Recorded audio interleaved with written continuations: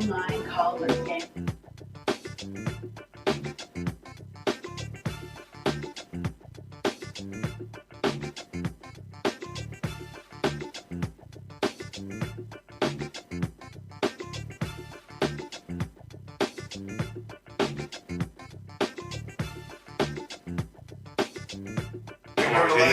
Had all the people down.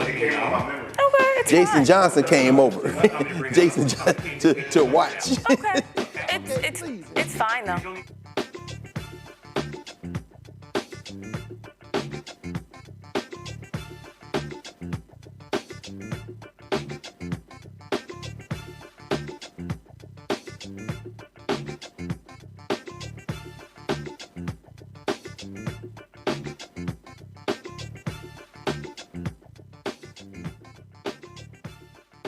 Hello, I'm Isaac Hayes III, founder and CEO of Fanbase, and I'm here with a very important message. We are at a turning point in the Black community where we must have equity in the apps we use that scale to billions of dollars. But this time, we own the infrastructure, we own the culture, and we shape the future. And Fanbase is the future. Fanbase combines the free functionality of Instagram, TikTok, and YouTube into an all-in-one platform built for the evolution of social media and monetization. With over 1.4 million users, that's real proof that we are shifting the conversation of tech ownership and equity for creators. So right now, I want you to go to startengine.com/fanbase and invest today. The minimum to invest is $399. That gets you 60 shares of stock in Fanbase at $665 a share. This marks a turning point in Black ownership of social media. If we don't take this opportunity to own social media right now, we will always be customers to our own creations. And that can't go on. So once again, go to startengine.com/fanbase and invest today. We must own the platforms where our voices live, our stories matter, and where our culture drives the world. Thank you. Folks, Black Star Network is here. I'm real revolutionary right now. Support this man, Black Media. He makes sure that our stories are told. Thank you for being the voice of Black America, Roland. Stay Black. I love y'all. All momentum we have now, we have to keep this going. The video looks phenomenal. See, this difference between Black Star Network and Black-owned media and something like CNN. You can't be Black-owned media and be scared. It's time to be smart. Bring your eyeballs home. You dig?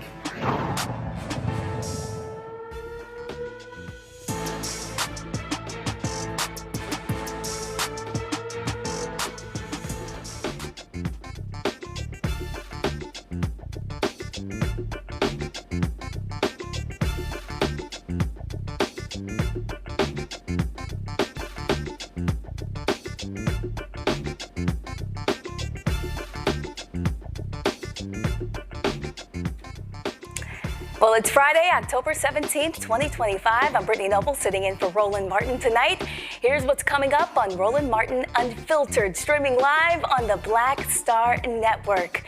The Shutdown Showdown continues as the Senate fails for the 11th time to pass the bill to reopen the government, leaving thousands in financial limbo. A new study reveals 15,000 documented attempts to erase, distort, or suppress Black progress in America. The founder of the Onyx Impact will explain their findings. Plus, Mississippi's Department of Environmental Quality's Permit Board reversed its decision and unanimously approved a UK-based company to increase pollution from its wood pellet plant. We'll speak with a community organizer who promises to fight to keep Gloster's air clean. And Wake Forest University names a residence hall in honor of two Black distinguished alums with deep ties to the University and Winston-Salem. And we'll have highlights from the Chris Tucker Foundation Celebrity Golf Tournament. It's time to bring the funk on Roland Martin Unfiltered, streaming live on the Black Star Network. Let's go. He's got it. Whatever the miss, he's on it. Whatever it is, he's got the scoop, the fact, the find. And when it breaks, he's right on time and it's rolling. Best believe he's knowing, putting it down from sports to news to politics. With entertainment just for kicks, he's rolling. It's on go, roll, roll, y'all.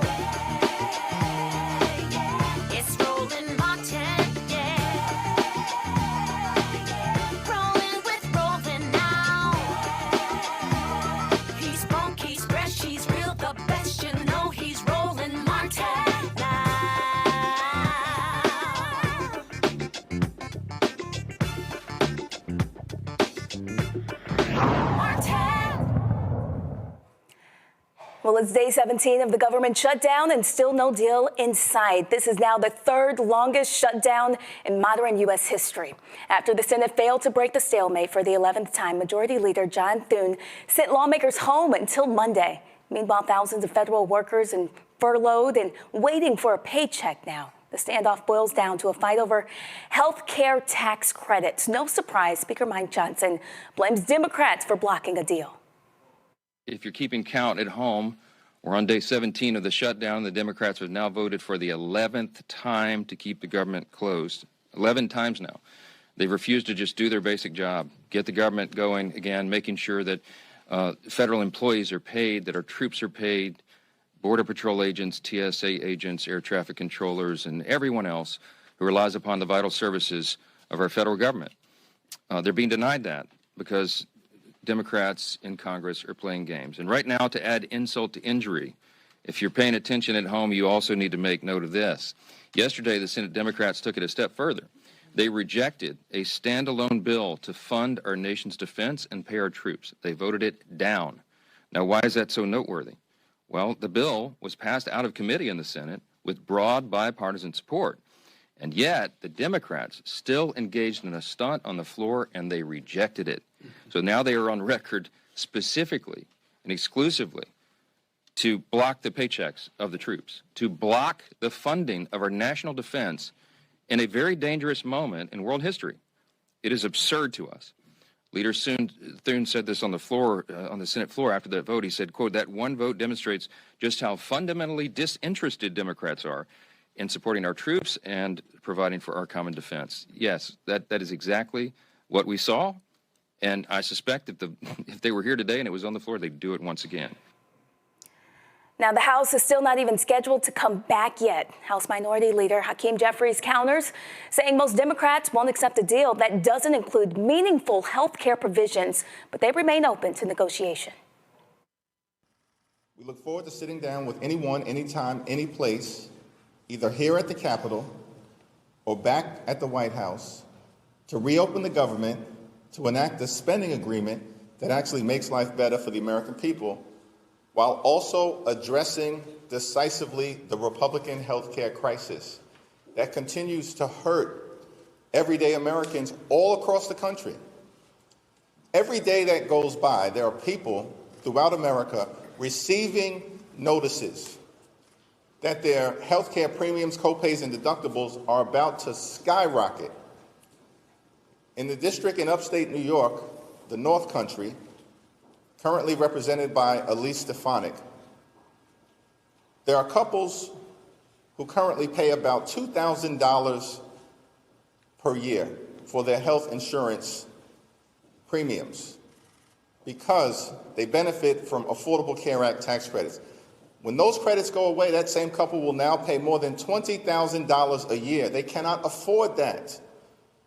These are working class Americans living paycheck to paycheck, struggling to get by, can barely survive, yet alone thrive. In this country, and this is the wealthiest country in the history of the world.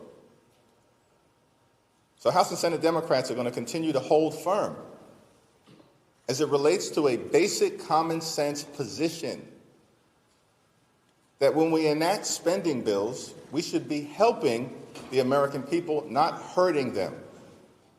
And so we will not support a partisan Republican spending bill that continues to gut the health care of the American people.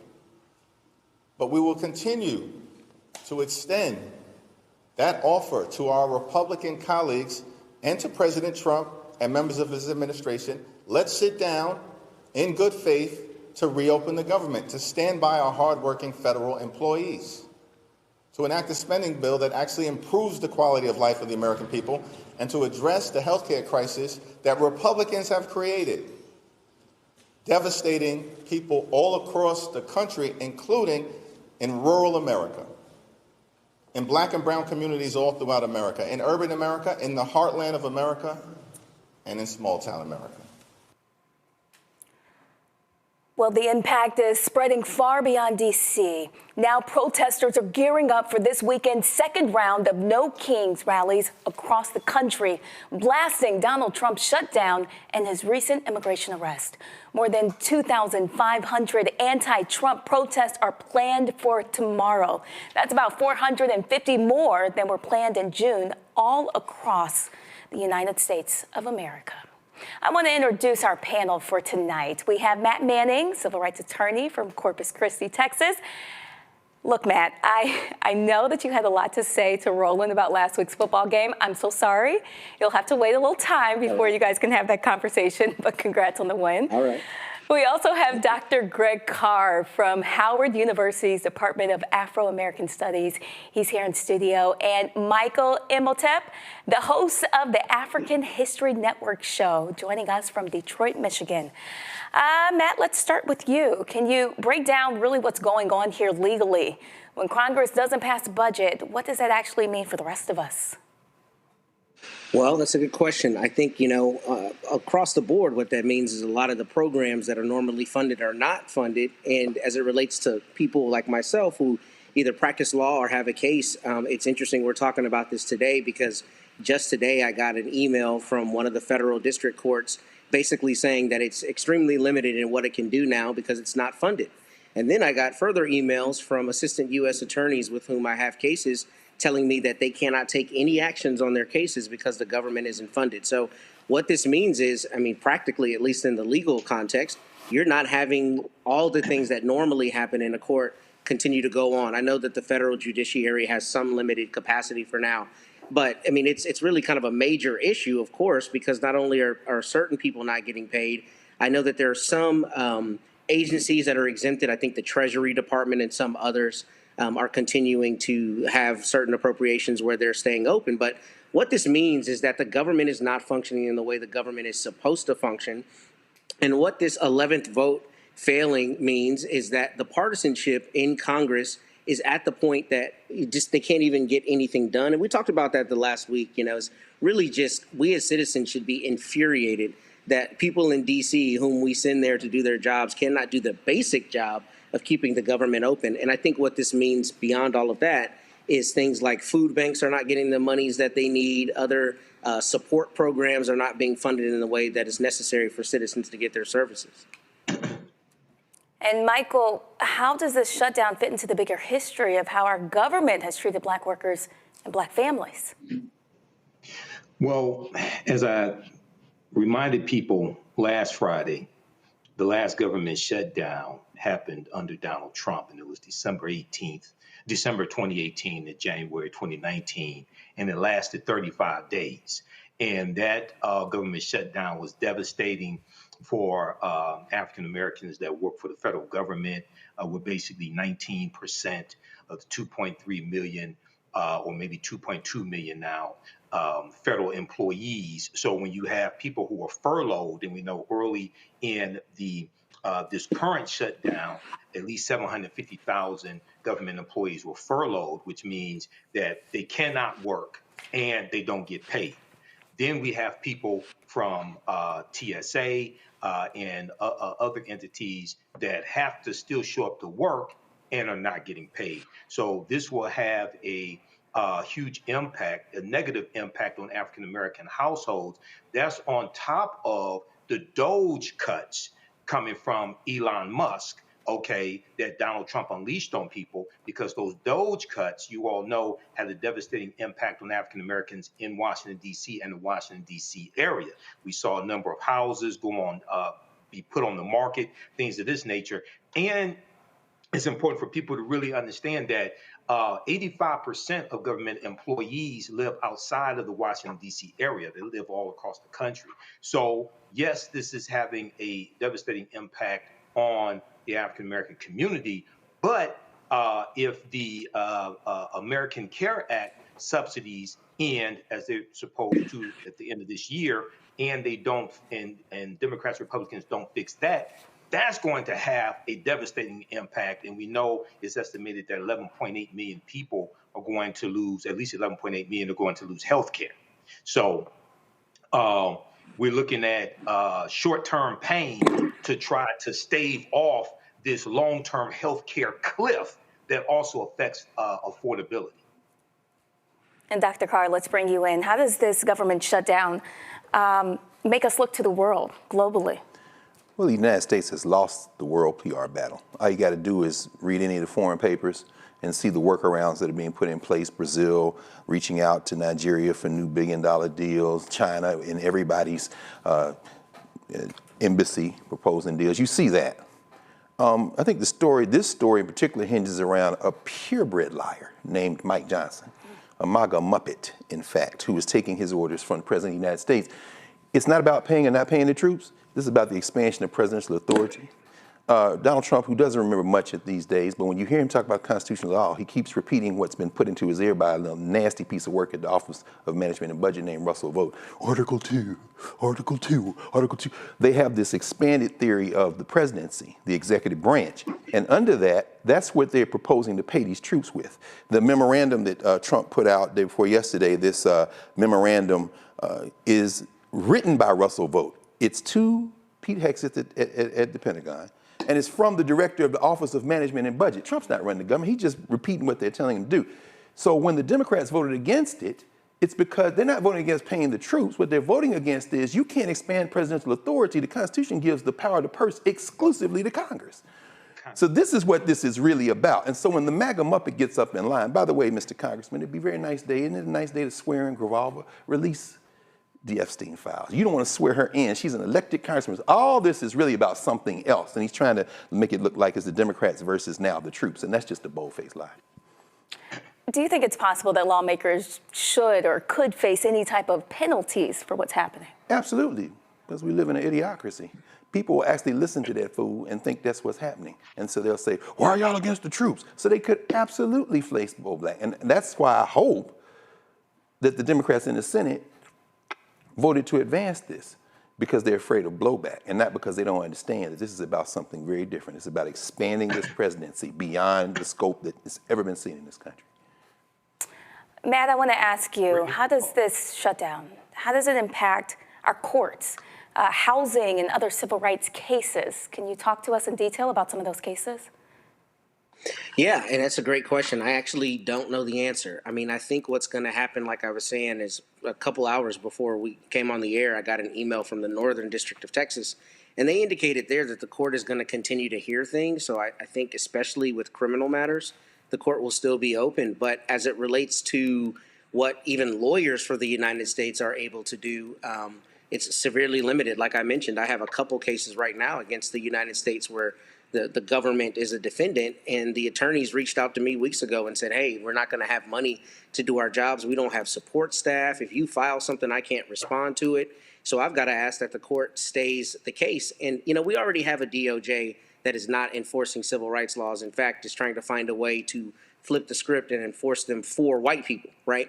But what this means is anybody who is required to have the government plead their case, maybe somebody, for instance, who is a victim in a criminal case and they have immigration matters incidental to their involvement as a witness in a criminal case. I mean, it may be that they're not having a visa processed, that they're not being protected the same way, any incidental hearings to their safety are not being held, or maybe being held in a longer time frame than they're supposed to. So I don't know the answer on the ground on what that's going to affect, but I will tell you my own practice, it's already been affected because my cases are on hold because the United States cannot pay the lawyers that represents it.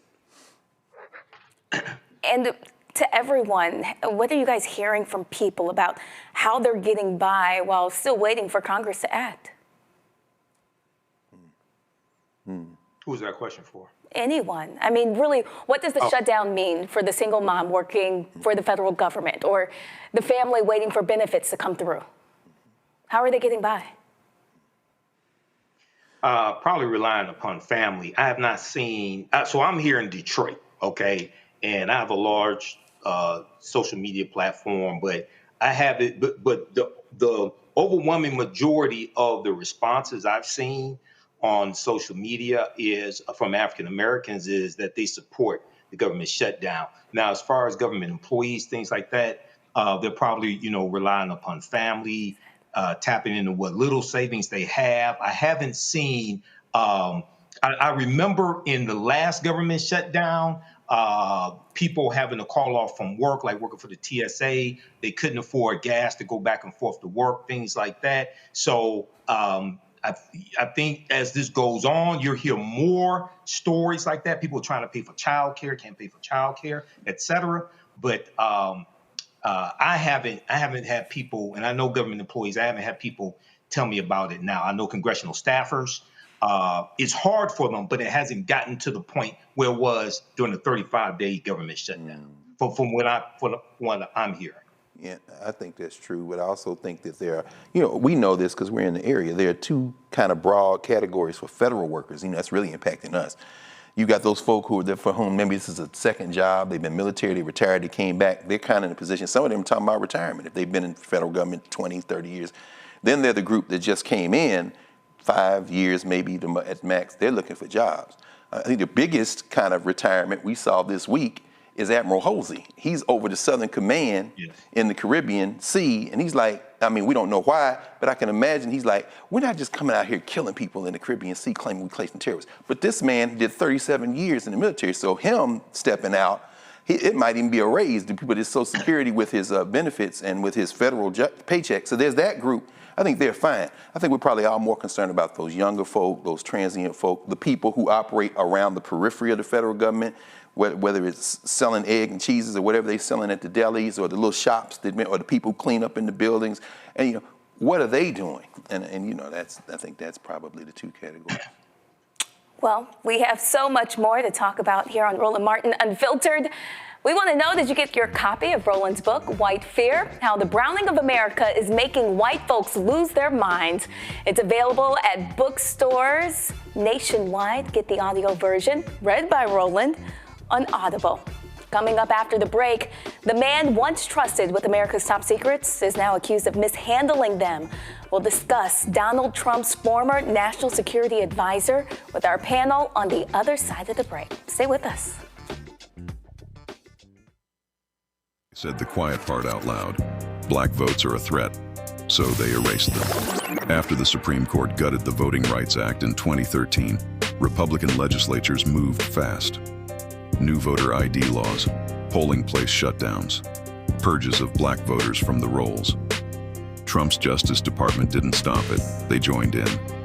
In 2018, his DOJ backed Ohio's voter purge system, a scheme that disproportionately erased black voters. Their goal, erase black votes and political power.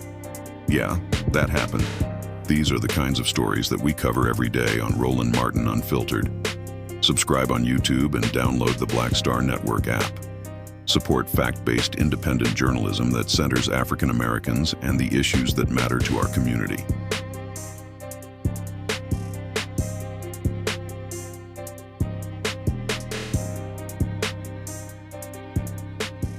How you doing? My name is Mark Carey, and you're watching Roland Martin Unfiltered.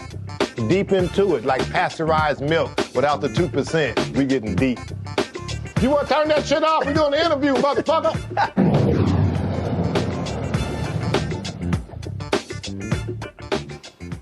Welcome back. The twice impeached, criminally convicted felon-in-chief, Donald Trump's former national security advisor, John Bolton, pleaded not guilty today to 18 counts of mishandling classified information in a Maryland federal court. Prosecutors allege that Bolton emailed over 1,000 pages of sensitive material, including top secret national security details to family members, and kept classified documents at his home.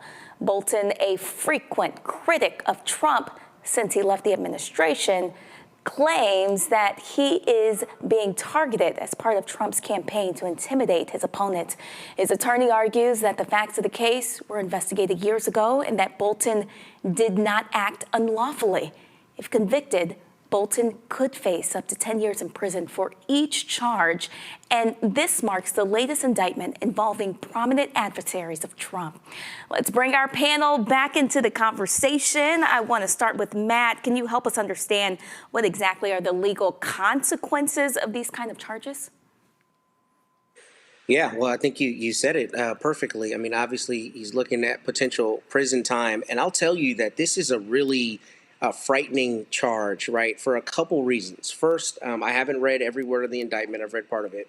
But my understanding is Mr. Bolton met with the FBI 8 times. I have never had a case where my client has met with law enforcement. I mean, I generally don't have them meet with law enforcement unless it makes sense to, right? But meeting with them 8 times is really a major issue to me, because it stands to reason then that the Federal Bureau of Investigation did not find any reason to charge John Bolton until now. I think basically what I'm getting at is it really calls into question the timing of this indictment. And I really am interested in seeing who individual 1 and individual 2, whom he allegedly sent this information, are, because I don't work in this space. I don't know the custom, but it wouldn't be surprising if this were somebody that either was a very high-level consultant, somebody with very high-level security clearances, because you would imagine somebody with this kind of security is not going to be sending this kind of information to your average person, presumably, right?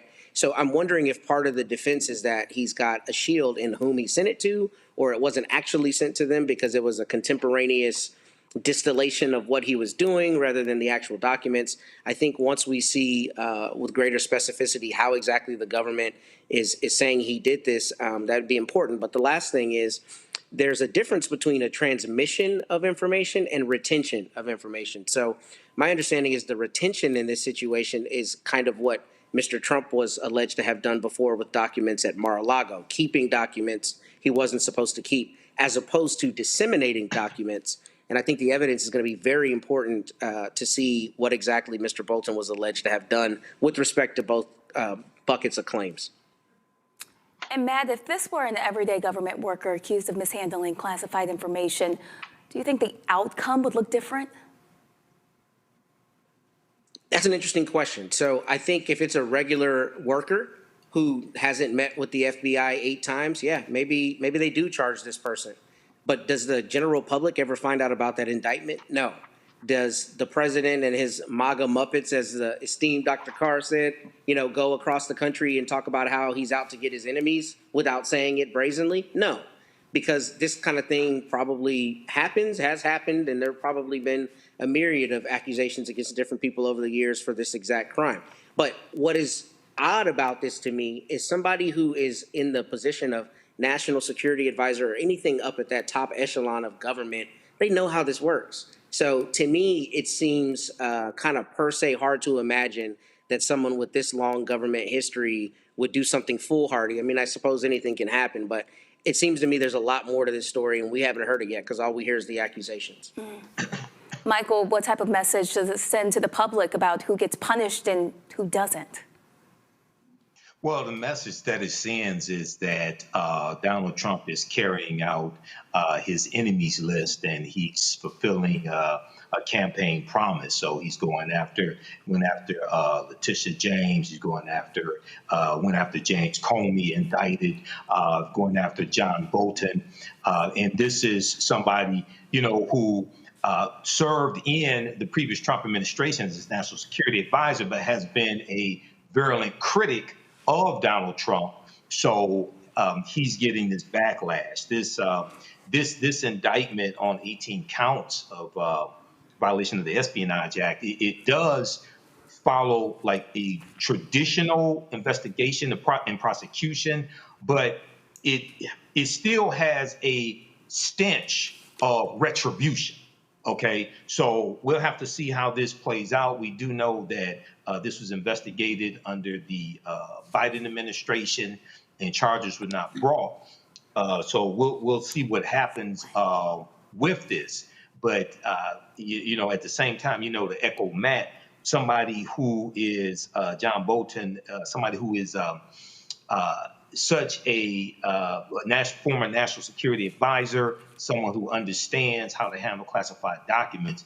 I would be surprised if he was like this careless if all of these allegations prove to be true in court.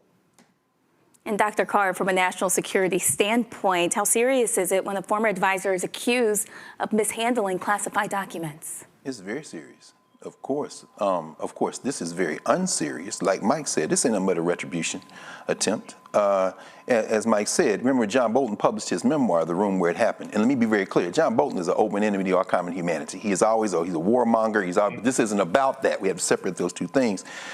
Trump and them launched an investigation of him in 2020. But you know what stopped him was we did. He lost the election. Biden and them, as Mike said, went through and said there's nothing here. So they're bringing that back again. And as Matt said, I mean, he was not charged with obstruction.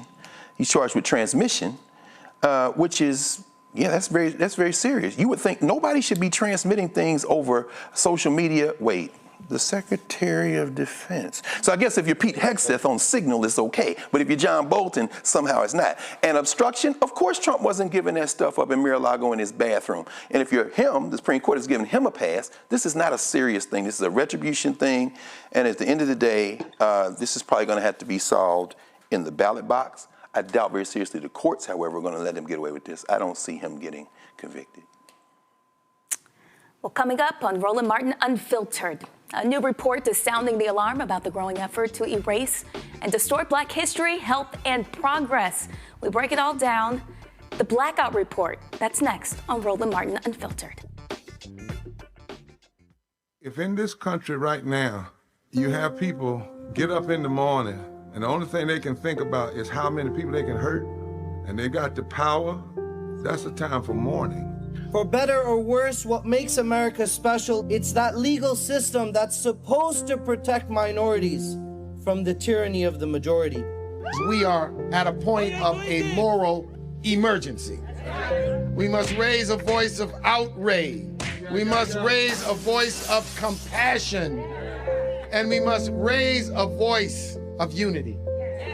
We are not in a crisis of party versus party. We are in a crisis of civilization, a human rights crisis, and a crisis of democracy itself.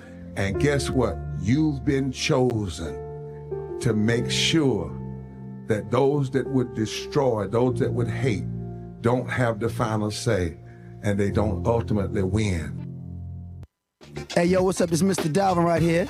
What's up? This is KC. Sitting here representing the Jodeci, that's Jodeci. Right here on Roland Martin Unfiltered.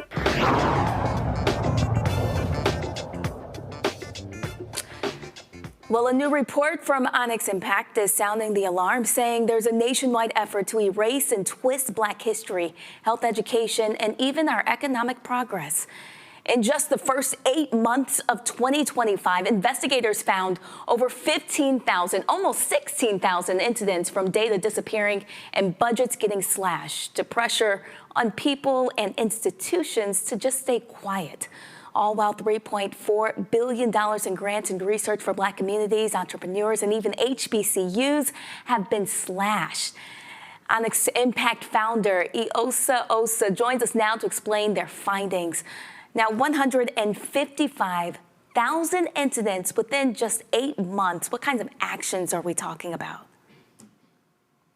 Absolutely. Iosa Osa, as the founder of Onyx Impact, what we are, I think you laid that out so wonderfully. What's seen happen in this country this year is outrageous, right? And the Blackout Report by Onyx Impact is by far the most comprehensive analysis that has been done this year on what this attack has meant for Black communities. Our $3.4 billion is such a large number, but what that actually means, right? We're talking about $70 million in grants that are supposed to prevent Katrina-like flooding in Black communities, right? We're talking about $31 million in cuts that are supposed to address asthma rates and air pollution in communities where Black kids have higher rates of lung conditions because of the neighborhoods that they grow up in. We're talking about nearly $10 million cut in sickle cell grants for this country. My little brother suffers from sickle cell disease, right? And to the idea of saying, of using this smokescreen of the term DEI as a rationale to eliminate needed funding in rare diseases that disproportionately impact Black communities, right, is is unacceptable and needs to be called out. And that's why we released this report. So I'm reading here, it says that there's 3 disinformation tactics to erase, distort, and suppress. Can you go into detail about that? Yes, absolutely. We go through, so much of this strategy is again cloaked in disinformation. Their real strategy, again, this attack, using attacks on DEI as a smokescreen to erase Black power and control and gain illegitimate power and control, right, across the country. And so we wanted to give folks a framework for how to think about this. We see efforts to erase our history and our data, right? Everything from deleting things on websites to Black book bans to restricting what students can learn, restricting knowledge in America to distortion, hiding and deleting whole data sets of information of Black folks, right? And suppressing, make this mass chilling effect that we have seen revert around not just media, but education, with the level of capitulation that we have seen in just a few months from the institutions that are supposed to uphold and be the driving forces of American democracy have all, we've seen so many of them cripple and fall when it comes to protecting Black communities. And so by using this framework, we wanted to make it extremely clear that what these tactics are, how we should be talking about these tactics. Instead of debating a term, we need to call out the underlying strategy, because when they erase the data, they hide the proof, and then they can prevent the remedy. I want you to explain exactly the Onyx Impact and what it is that you guys do. Yes, Onyx Impact. We are a research and digital innovation hub that is focused on amplifying Black voices, fighting information threats that harm Black communities, and empowering Black communities into the future. So we do both research and programming, and really are about uplifting truth and Black voices moving forward. In your research and stories we've covered, we've seen books banned, DEI offices cut, and history lessons just watered down. So from your research, do you expect this to get worse? We expect it to get worse because it is their stated strategy, right? This is, and we are one research team. Right. They are an entire federal government that is doing this every single day, and that the effects on the state and local level every single day are so profound. And so while so many folks are paying attention to a culture war nonsense, right? This is not a culture war, it is a power grab. And they are wreaking havoc on Black communities to an extent that we have not seen since Reconstruction. What do you think people can do to start fighting back?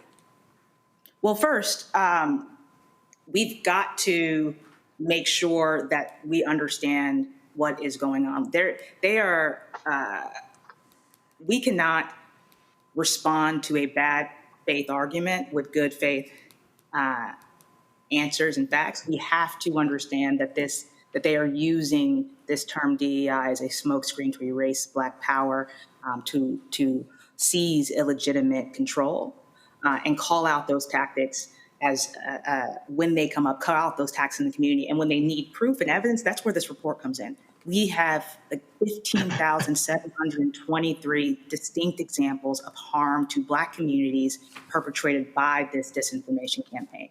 So folks can use this report, understand the tactics, submit more evidence via the website blackoutreport.org, and make sure that they are speaking out in their communities to push back against this, not just the rise of authoritarianism, but how it is affecting Black communities specifically, how it is affecting our jobs, our wealth, our opportunity, right? This is not just about rewriting the past. It is about shaping who has power, who has resources and visibility in not just America today, but into the future. Let's bring in our panel. Let's bring in Matt Manning and Dr. Greg Carr and also Michael. Matt, let's just start with you. When you hear that more than 15,000 incidents of data erasure and censorship have been found in just 8 months, what's your response legally to that?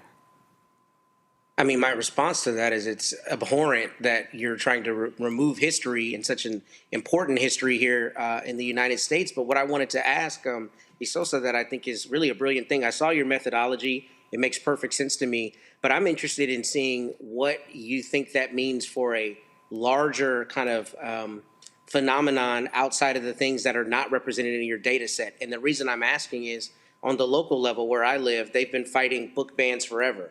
That might not be represented in every little city, every little county, but I'm seeing it, when I look in the newspaper that there's Mothers Against Liberty fighting book bans and trying to stack the deck with the board and that kind of thing. So I'm interested in your thoughts on how you can extrapolate from the data you got, what you think those phenomena are looking like on an even lower level, the local city, county levels. Yes, absolutely. I think, we included as much state and local data as we could, but knowing that so much is dependent on what is reported and right. whether or not people recognize and understand what these tactics are, right? Because they are not going in there and saying, "Hey, we would like to remove all the books by Black authors." Correct. But that is what is the result of these actions. And think about what the real fear has to be to decide that restricting knowledge about Black history is the best way to educate our children, right?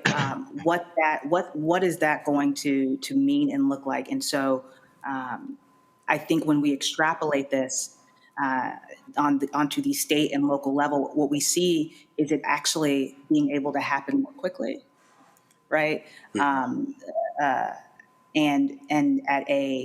to your point, taking strategies we've seen happen for a very long time that just get hyper fueled by a broader federal administration, right? That is pushing, being such large proponents of these actions. If you'd indulge, can I ask one more question? Of course. Okay, sorry. Very quickly. So is your data something that can be searchable by state or by locality so that people can see precisely what kind of grants you found were applied for, other things in their specific area and try to push back? So some of the data is definitely searchable by state. You can, when you go to blackoutreport.org or you can go to our website onyximpact.org, it'll take you straight to the report. There are plenty of links to the actual data set where we break all of this down. And so the grant cuts and things, absolutely, you can see exactly where those are in the database. But broader general book bans, things that are not necessarily state specific, will not have a specific state next to it. But we're trying to provide as much data as possible. Even though thank you. Apparently only one side is. Dr. Carr, what's your response to the report? Oh, thank you for that, Brittany, and it's good to see you again, Sister Sosa. Thank you for the work that you all are doing. Of the two areas, the data, of course, probably should be, as you are walking, explaining this, probably the most concerning. We saw that they got rid of the sister, Carla Hayden, who headed the Library of Congress, replaced her with a hack, Todd Blanche. I think that's Trump's lawyer, the one that went down and met with Maxwell. But Library of Congress controls the Copyright Office. I've had a lot of colleagues being concerned about AI and them now having access to that and training AI on data that they can just maybe figure out how to get access to in the Library of Congress. In your report, and here's where my question comes, I thought it was very astute in the what's next section, raise public awareness, which of course you're doing right now, identify and report when you see these things, kind of following what Matt was raising in terms of if you see it, report. And y'all have got a nice mechanism for reporting there to Onyx. And those accountability standards, I thought was very important. Hold this mass news commercial media responsible. I want to ask you about how we can fight back by continuing to do what we've always done in terms of supporting our institutions, our HBCUs, our community, gathering our community stories, not so much protecting the data, but kind of doing what we did during segregation. You know, when you think about Black History Month, the black K-12 schools did it all the time. We saw Mackenzie Scott gave $63 million today to Morgan State and to the Black Preservation Trust to kind of support that. And the University of Virginia became the 5th school today to tell Trump, we're not signing a compact, my friend. How important is it for us to support those institutions that are doing this work despite this kind of attempt to colonize information, colonize memory, colonize data? I think that's such a powerful point and question, because that is the only way that we have seen any of this work, right? That is the only way that we have seen effective pushback in not just our own country's history of the liberal governments being brought to power, but in other countries as well. We have to. They are going to mercilessly attack our institutions, right? That is not only how they destroy our history, but they destroy our access to power. They will destroy our ability to what they believe is our ability to organize, right? But we have seen over and over and over again that Black folks can come together, can support our institutions, you know, by ourselves, right? We've been able to over and over and over again show the power, the strength, the resilience necessary to push back in a very successful manner. And so, regardless of how many books Black authors they ban, regardless of how many data sets they delete, like they erase, Black excellence is unerasable. That's right. Yes, ma'am. Well, Roland Martin Unfiltered will be right back here on the Black Star Network.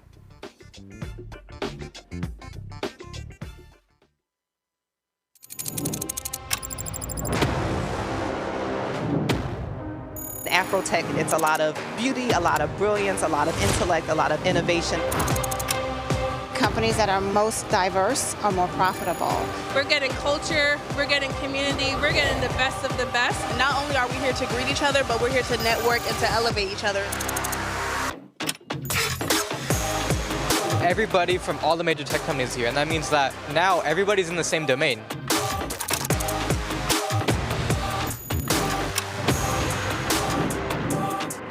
This is the premier event every year. This is really where we could take off. You can go fast by yourself, but we go farther together. This is where you're supposed to be.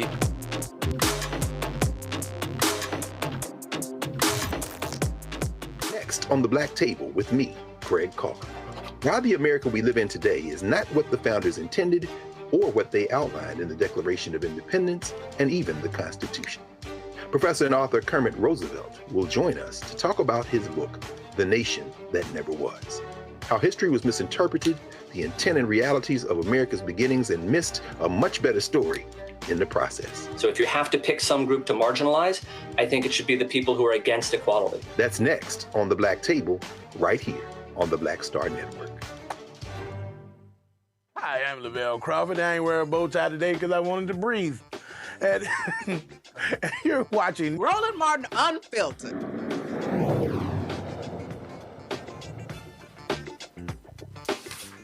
Welcome back. I want to thank Ms. Osa for joining us and for explaining the research about blackout, the real-world cost of erasing, distorting, and suppressing Black progress. I want to continue talking with the panel about what this report shows. Michael, if you don't mind, what kind of long-term harm does this create when accurate data about Black communities disappears? All right, and I'm gonna have to get Isosa on the African History Network show as well to dig deep into this.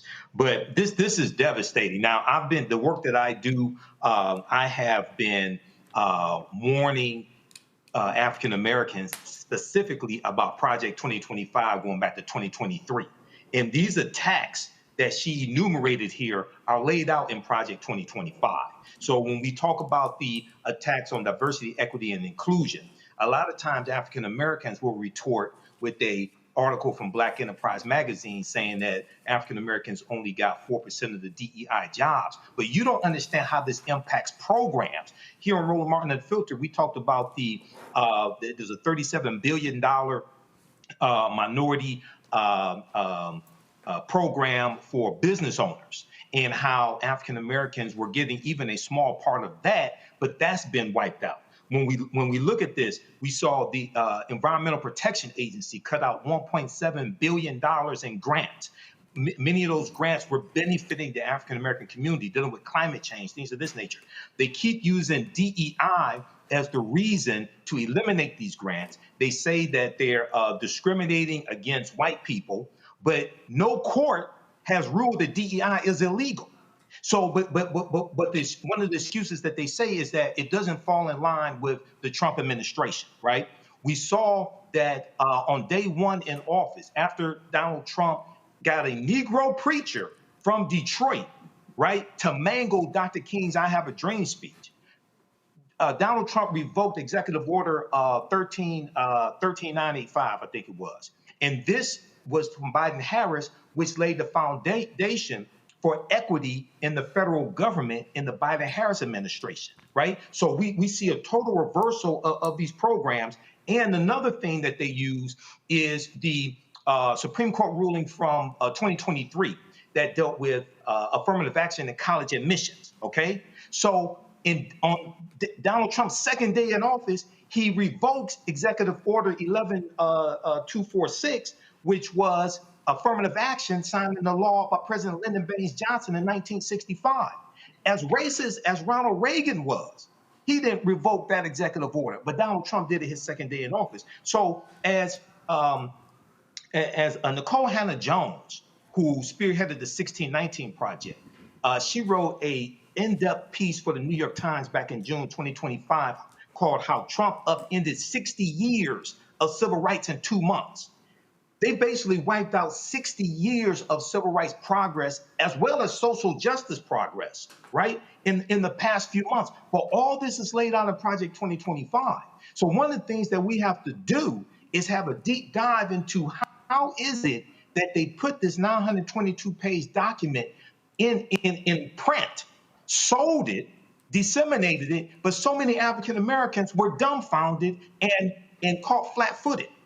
We have what a lot of people don't understand is that the Heritage Foundation has been putting out their policy playbook called Mandate for Leadership, the Conservative Promise, for over 40 years, going back to 1981 during the first Reagan administration. And they put it out each election cycle.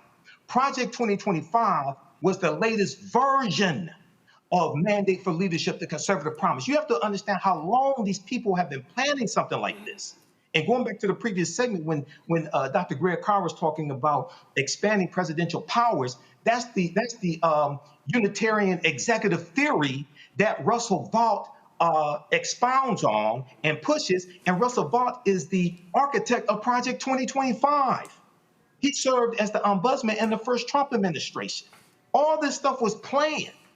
So when we have Black social media disinformation agents lying to our people, when we have all these Black people walking around with a smartphone but dumber than ever, we have to do a deep analysis on how the hell did they play in our face, lie to us, say Trump didn't know anything about it, and 48% of Project 2025 has been put in place in the past 9 months based upon the Project 2025 tracker. Dr. Carr? I mean, everything Mike said tracks. I mean, it's an interesting line in the Onyx report. And of course, as we know here, this is the second major report that Isosa and her team have put together. One was on disinformation, which we should have been paying a whole lot more attention to, given the fact that we ended up with this guy back in the White House. But they write in the report, this is not a culture war. It's a disinformation-fueled power grab. If allowed to continue unchecked, it threatens every American's access to the truth today and to equitable possibilities in the future. What they really are trying to do is displace the concept of truth and facts. And once you do that, all bets are off. I mean, this is the constant lies. I stopped 7 wars or 8 wars. You're doing better. The tariffs are big money. This is our money we're talking about. So what it is a power grab to capture the state. They don't want to destroy the state. They want to run it. Take our tax monies away from us, give it to who they want, their billionaire friends mostly, and then when we want to do something for ourselves, remember the sisters in the Fearless Fund? The Fearless Fund was giving out money, they went to court, sued them, they settled before they could finish. This is where I would say we have to move in this way. As we were talking with her, we got to support our institutions. These companies aren't advertising with the Black Star Network. We support the Black Star Network. We continue to fight that truth. Larry Ellison and them trying to buy Warner, trying to buy CNN, and trying to buy HBO, making an overture with Alphabet and Google through buying social media. Guess what? TikTok. That's all right. We have institutions. We can fund our institutions. We got to fight them over this battle for truth, because if they get rid of the concept of truth, and that's what they're doing right now, remember, all bets are off for everybody in this country. Matt, do you have any advice for people and organizations who would like to take legal action? Yes, an interesting question. So let me first say that I'm so glad Doc mentioned about truth and the loss of truth, because that's been one of my big concerns with AI. And I think that AI and just our general loss of understanding and what is truthful and what is not is just going to be exacerbated as we go forward. So one of the things I would say outside of the legal realm is just be discerning, critically, think critically about what you're seeing and whether that information actually tracks, and vet it. And I guess to that second, your actual question, I don't know. I don't know first what the Supreme Court's going to do, because the Supreme Court is just rubber stamping everything we see come out of the White House these days, and that's extremely problematic, right? And I say, if you were to bring an equal protection claim or some claim predicated on the idea that people in certain communities that are non-white have the same access to government funds, like Dr. Carr said, that's our money, right? Our money that should be going to asthma programs or sickle cell programs, and especially sickle cell, because as the Onyx report indicated, 90% of the people affected by the loss of money are Black people. So that is functionally taking away money from Black people as a discrete group, right? And if you compared that to maybe Jewish people or people that carry other genes that are highly prevalent in their particular ethnic group, if those maladies, like the BRCA gene, for instance, are funded fully, then you might have a 14th Amendment claim where you say, as a Black person with sickle cell, I'm being divested of my opportunity to seek government funds that affect my ability to be healthy. I think there's going to obviously be a lot of different permutations, but I can envision it that way, because what it comes down to is we should be able to be fully present and fully active in the society and take benefit of all the things that are supposed to be there for us to avail ourselves of. And if this government is actively, taking away money from Black people and programs that not only environmentally and incidentally affect Black people, but like sickle cell, affect us 90%, then that is proof positive that they're intending to give us a different ability to participate as citizens than other groups of people. And I think there may be a legal basis there, but that's all predicated on the federal appellate courts, the Supreme Court doing the right thing and finding that this is discriminatory. And I don't know that we can trust them these days to do that. Well, Matt and Michael, Dr. Carr, thank you so much for your conversation. Listen, we need your support to continue doing the work that we're doing here on Roland Martin Unfiltered, sharing news that impacts Black America. You can send in your donation via Cash App using the QR code that we have. We will get that on the screen. There it is right there. PayPal is R Martin Unfiltered. Venmo is R Martin Unfiltered. If you use Zelle, send Roland a gift to roland@rolandsmartin.com. Make checks and money orders payable to Roland Martin Unfiltered, P.O. Box 57196, Washington, D.C. 20037 0196. Hatred on the streets, a horrific scene, a white nationalist rally that descended into deadly violence. You will not White people are losing their damn minds. As an angry pro-Trump mob storms the U.S. Capitol, we've seen We're about to see the rise of what I call white minority resistance. We have seen white folks in this country who simply cannot tolerate black folks voting. I think what we're seeing is the inevitable result of violent denial. This is part of American history. Every time that people of color have made progress, whether real or symbolic, there has been what Carol Anderson at Emory University calls white rage as a backlash. This is the rise of the Proud Boys and the Boogaloo Boys. America, there's going to be more of this. Here's all the Proud Boys, Dave. This country is getting increasingly racist in its behaviors and its attitudes because of the fear of white people. The fear that they're taking our jobs, they're taking our resources, they're taking our women. This is white fear.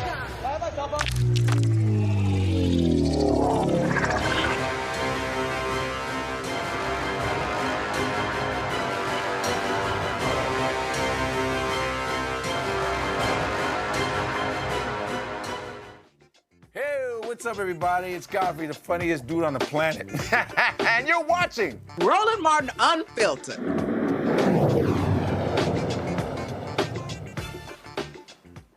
Well, Mississippi officials decide a UK company can release more emissions into the air.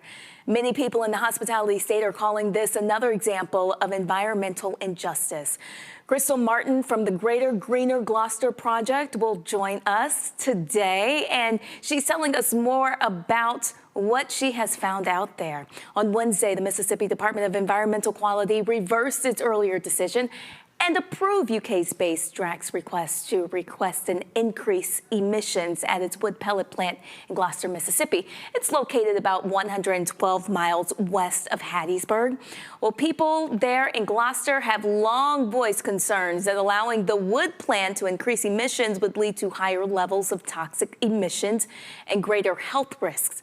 The company has a documented history of environmental violations, and just 6 months ago, the MDEQ permit board took the rare step of denying the company's request to expand pollution levels.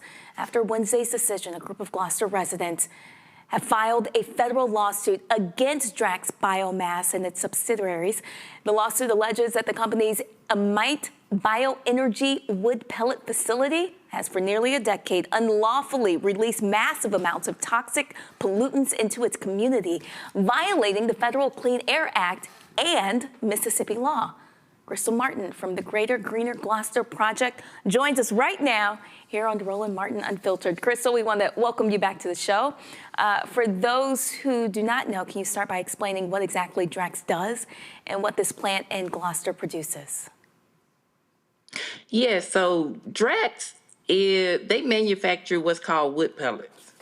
These wood pellets are being manufactured in the U.S. South. They're only manufactured in the U.S. South. The wood pellets are manufactured here, and then they are shipped back to the U.K., where they use them as what they call a renewable source of energy, right? They use them for electricity. It's the manufacturing process that's harmful to health. It's harmful to our environment. And tell us, what does it mean that Mississippi officials have now approved Drax's request to increase emissions? Wow, that's unheard of. You know, 6 months ago, we were there with MDEQ. They made the decision to deny the permit, and we're trying to figure out what happened. Did something drastic happen 6 months down the road that made them reverse their decision? I've been sharing with my community, one of the things that I've seen is Drax has definitely done a PR marketing stunt, and they've been making sure that they announce how much money they invested into the state of Mississippi.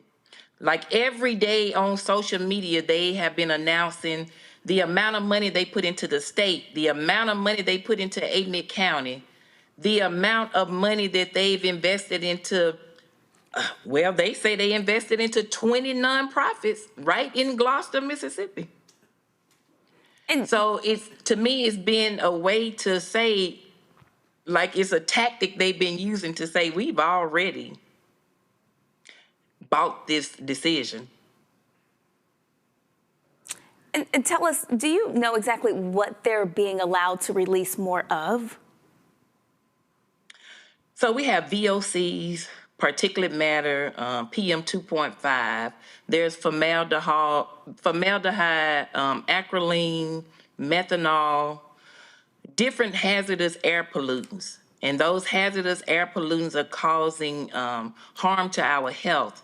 A lot of breathing issues, upper respiratory issues. People in our community have died from lung cancer. People are living with type 3 lung disease, black lungs. So these hazardous pollutants are causing a lot of health concerns. Yes, ma'am. How did your organization, the Greater Greener Gloster Project, first get involved with this issue? We got involved years ago when we first saw that Drax was fined $2.5 million for emitting hazardous air pollution. As a result, there were a number of people in the community who were complaining about upper respiratory issues. We started with my mom being admitted to the hospital on multiple occasions for breathing issues. And she was wondering, could this be the reason why she was in and out of the hospital? So we just started to connect the dots and do research. We started meeting with the EPA Region 4, being educated on what was happening in our community. They were teaching us about the VOCs and the PM 2.5. They taught us a lot about the hazardous air pollutants. And we learned how those different pollutants were causing dizziness, nosebleeds, upper respiratory issues. So again, we just started connecting the dots, and from one conversation to the next conversation, we started to organize. We wanted to ask questions. We wanted to educate our community. And we wanted people to really make the best informed decision about what was happening to them. There's one family in the community where 4 people died within a matter of 3 or 4 months. That's not normal. And when you're in a small community and the conversation every day is about who has COPD and who's taking nebulizers and who's having asthma, you know, whose child is on a breathing machine, those conversations to me are not normal. And so we knew we needed to organize. We needed to make sure our community was aware of what's going on, and here we are today. Let's bring in our panel. Again, Matt, Michael, Dr. Carr. Dr. Carr, let's start with you. What comes to your mind when you hear about folks in Mississippi being sick by these pollutants released in the air? Well, it seems like same old story. Louisiana, Cancer Alley. We think about the work of Robert Bullard out of Texas Southern, environmental racism. This is what they do. And of course, now you combine that with capitalism, hard capitalism, make this money. You see the conflict. Dr. Martin and I've been sitting here enjoying this conversation between 2 SWAC sisters. I understand you are a 3-time graduate of Jackson State University.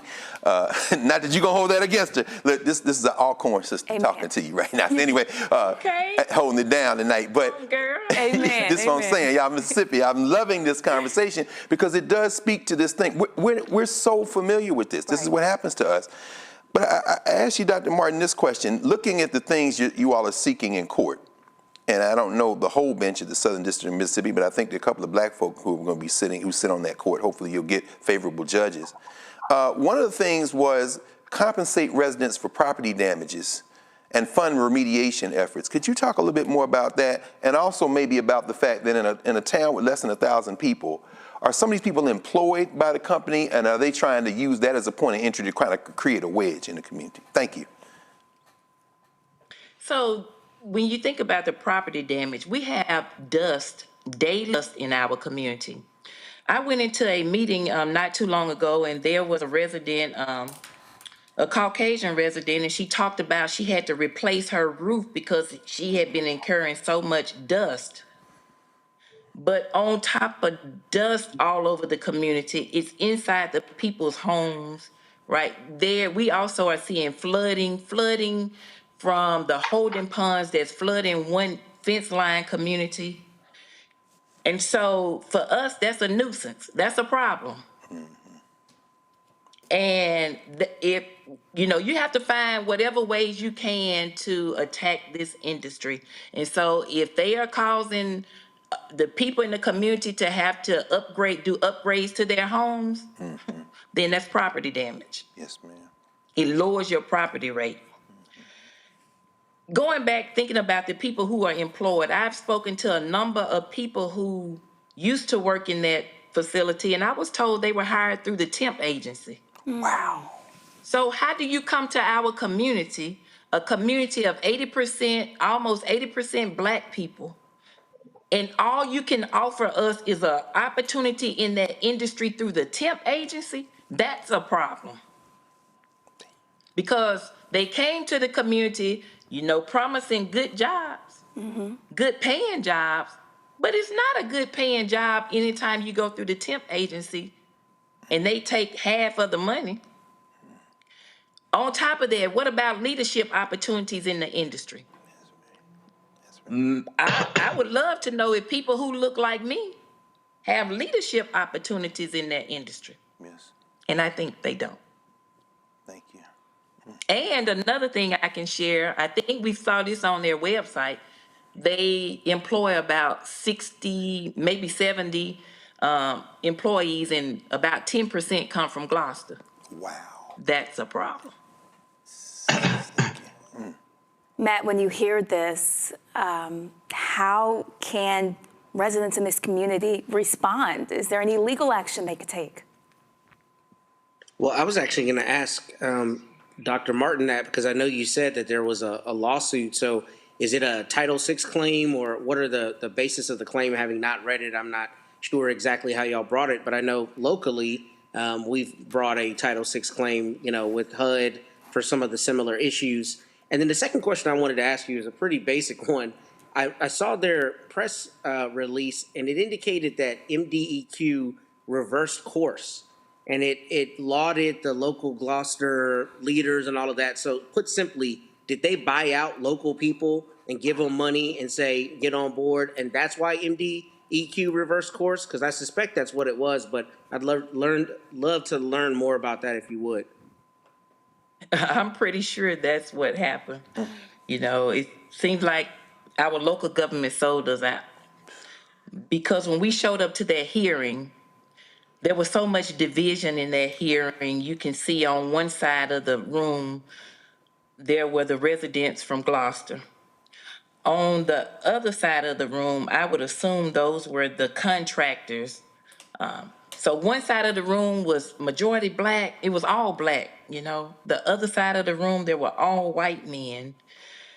There was the mayor sitting on the front row. And I think one day I looked up and saw the one of the town aldermen. And what was disheartening in all of that is when they made the announcement to reverse the decision, and it was no surprise to us. We kind of knew they were going to reverse that decision. But the mayor and, his cronies, they rejoiced. They rejoiced in that decision.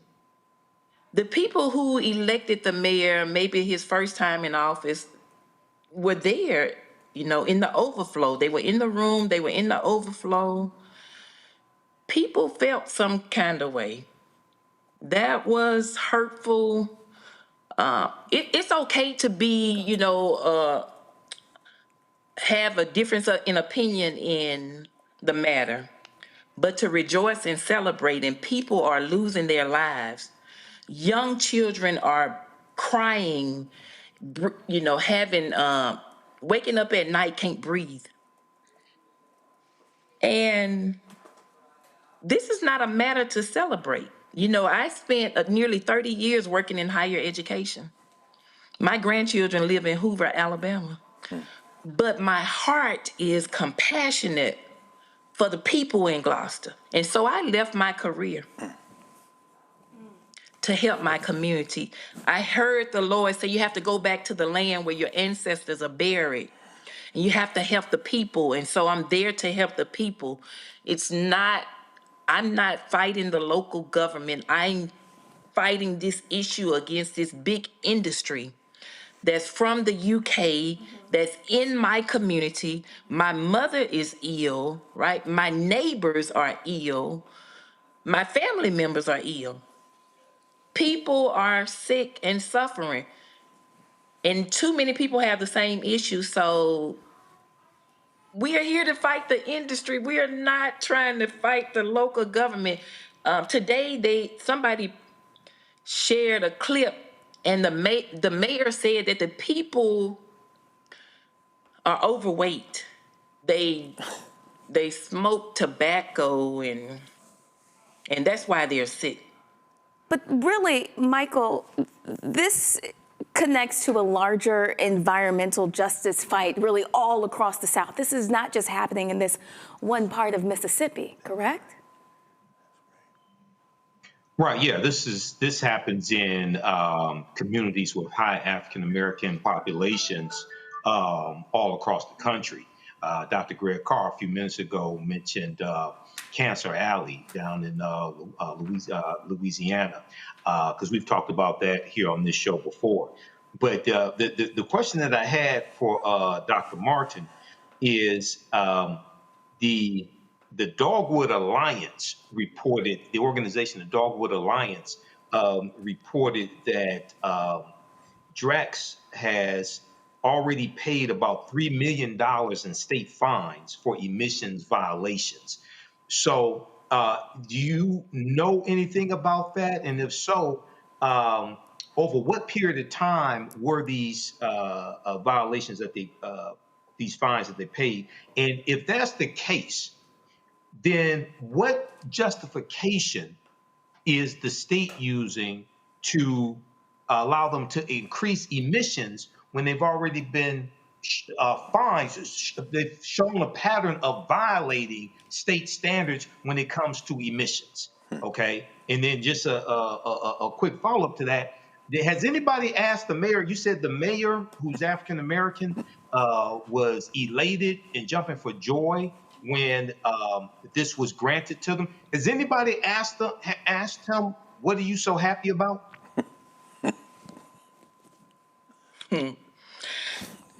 You know, somebody did tell me they sent him a text message, and so maybe they asked what was he happy about. I have not asked that question. But I wanna go back to you talking about Cancer Alley. We discovered about 5 or 6 years ago the $2.5 million fine. And again, that came out through an article in the local newspaper.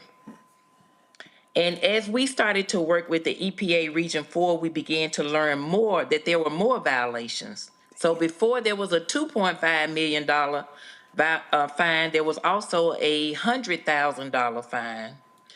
And then most recently in like 2023, there was a $225,000 fine. Now, there are a whole lot of violations.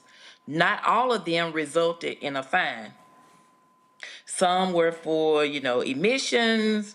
They didn't report they didn't get their paperwork or whatever completed on time. So they have a number of violations, right? And as far back as I can tell, these violations started to occur maybe 1 to 2 years after operations. Now, as we work closely with the EPA, you talk about Cancer Alley. Do you know what they shared with us? When we logged into the EJ screening tool, we learned that Gloster is the new Cancer Alley. Jesus. Wow. We just happen to be a rural community in Mississippi, right? We're not in mainstream media. People are not talking about our issue, but we're the new Cancer Alley. Well, we're talking about it, and I want you to let me know exactly what's next for the Greater Greener Gloster Project, and what can we do to support you? What's next is, we let Drax know we were not done fighting. We're going to continue to work with our attorneys. We were represented by Earth Justice, Mississippi Center for Justice, and ACLU. And they represented us on the permit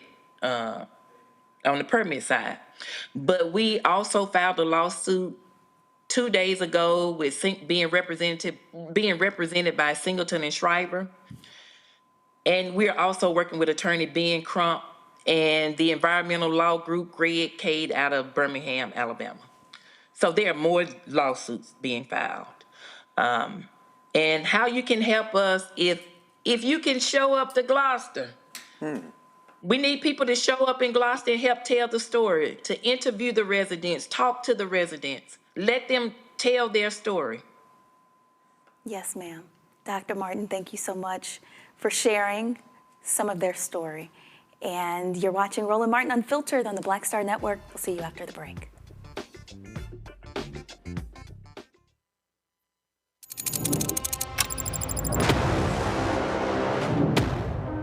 Afrotech, it's a lot of beauty, a lot of brilliance, a lot of intellect, a lot of innovation.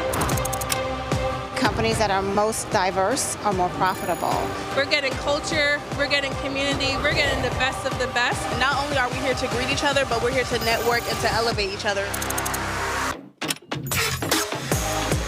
Everybody from all the major tech companies here, and that means that now everybody's in the same domain.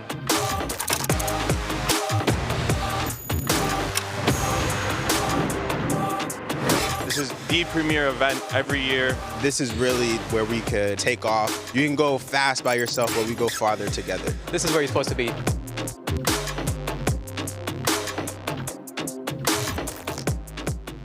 Next on the Black Table with me, Greg Calker. Why the America we live in today is not what the founders intended or what they outlined in the Declaration of Independence and even the Constitution. Professor and author Kermit Roosevelt will join us to talk about his book, The Nation That Never Was. How history was misinterpreted, the intent and realities of America's beginnings, and missed a much better story in the process. So if you have to pick some group to marginalize, I think it should be the people who are against equality. That's next on the Black Table, right here on the Black Star Network. Hey, I'm Tasha Cobbs, and you are watching Roland Martin Unfiltered. But I need a little filter. I need something. Blow me out. Make me look 35.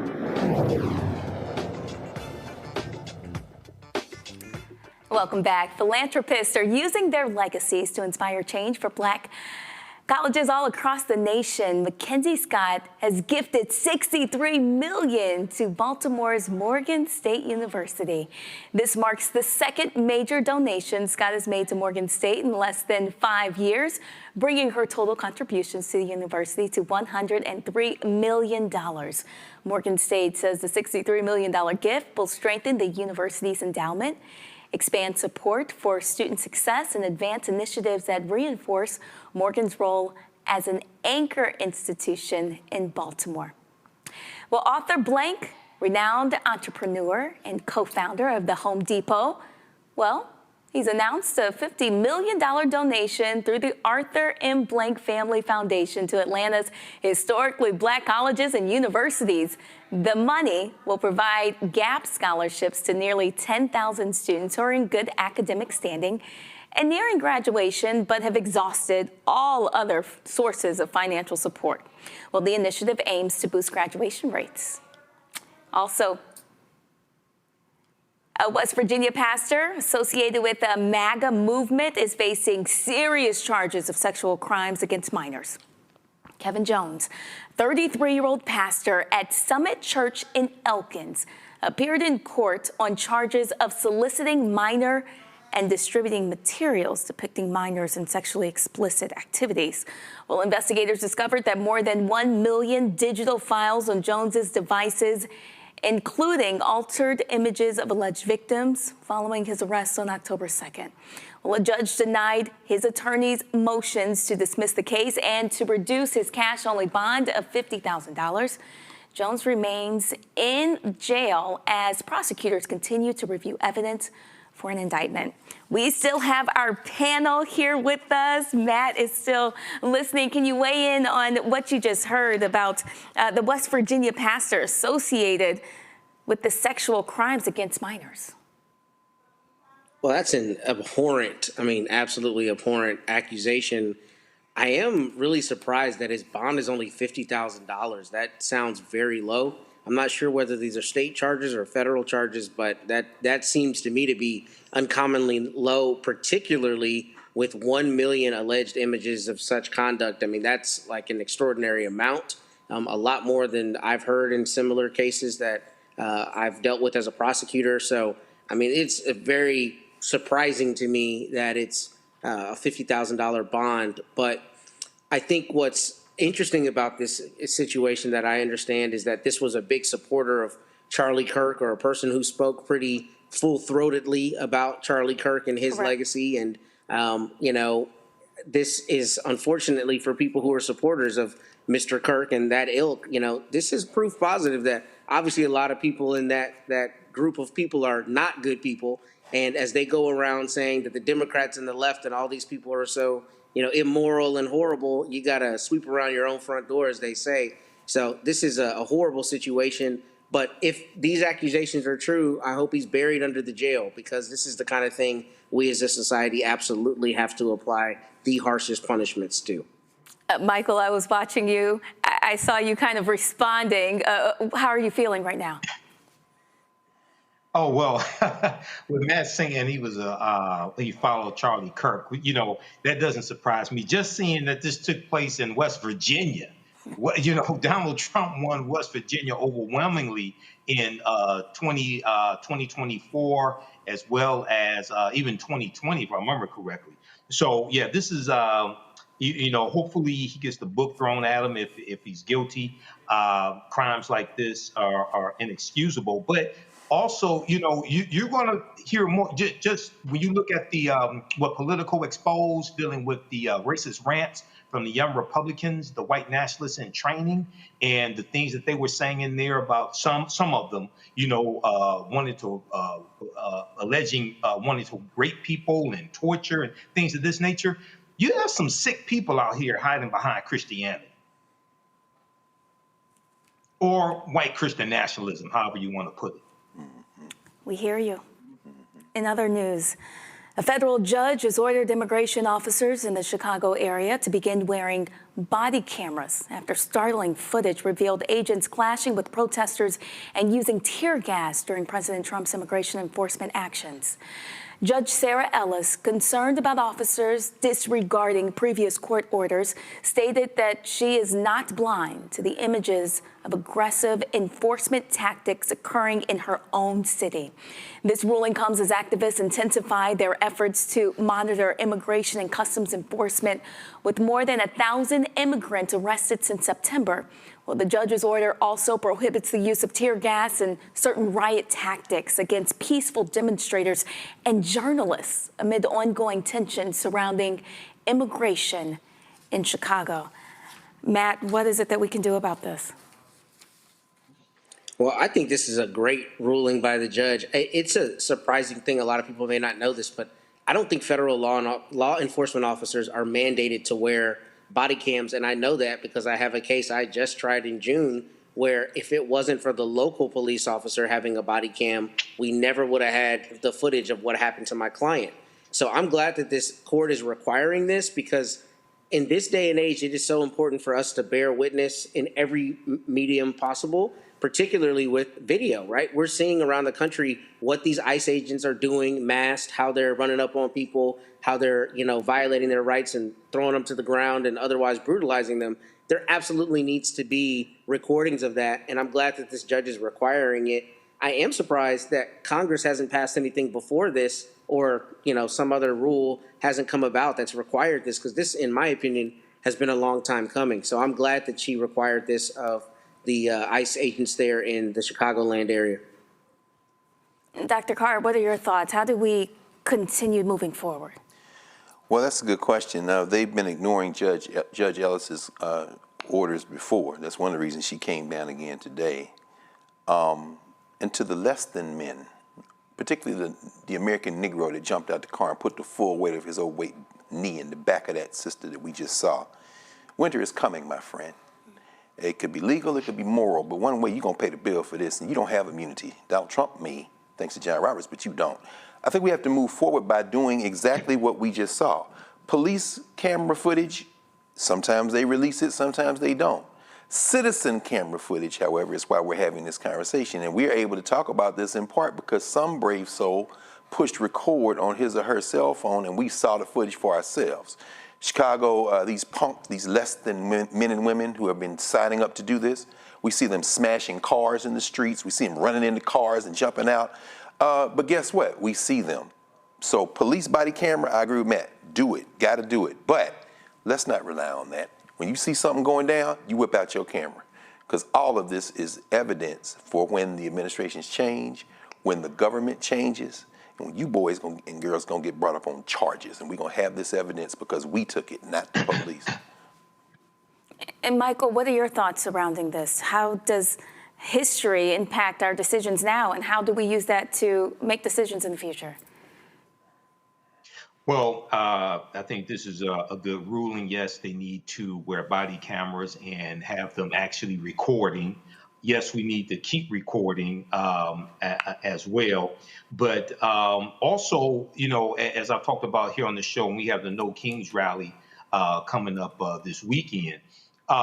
This has to be backed up by targeted, sustained economic withdrawal strategies as well. You know, Dr. King taught us that we have to always anchor our external direct action with the power of economic withdrawal. So there has to be a concerted effort to target those corporations that help finance Republicans and put them in power, help finance Donald Trump. Two of them are Core Civic and Geo Group, two of the largest owner-operators of privatized prisons in the country that donated to Trump's campaign back in 2016. They donated to him as well as 2024, and they have lucrative contracts to house the migrants who are being arrested by ICE right now. Okay, so the same privatized prison companies that African Americans protested against are some of the same ones that have contracts to house these migrants today. So we have to understand that this all comes together, the mass protests, but also the targeted, sustained economic withdrawal strategies as well. Michael, thank you. Matt and Dr. Carr, we appreciate your thoughts. And Roland Martin Unfiltered will be right back here on the Black Star Network. Said the quiet part out loud. Black votes are a threat, so they erased them. After the Supreme Court gutted the Voting Rights Act in 2013, Republican legislatures moved fast. New voter ID laws, polling place shutdowns, purges of black voters from the rolls. Trump's Justice Department didn't stop it, they joined in. In 2018, his DOJ backed Ohio's voter purge system, a scheme that disproportionately erased black voters. Their goal, erase black votes and political power. Yeah, that happened. These are the kinds of stories that we cover every day on Roland Martin Unfiltered. Subscribe on YouTube and download the Black Star Network app. Support fact-based independent journalism that centers African Americans and the issues that matter to our community.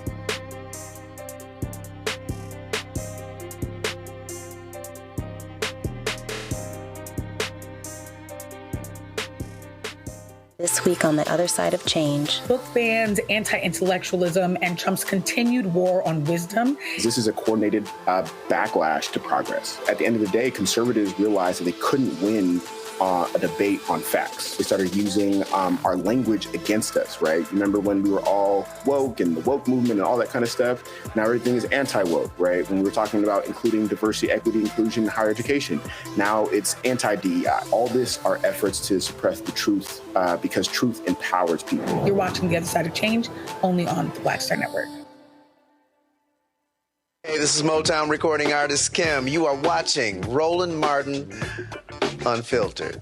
That boy, he always unfiltered though. I ain't never known him to be filtered. Is there another way to experience Roland Martin than to be unfiltered? Of course he's unfiltered. Would you expect anything less? Watch what happens next.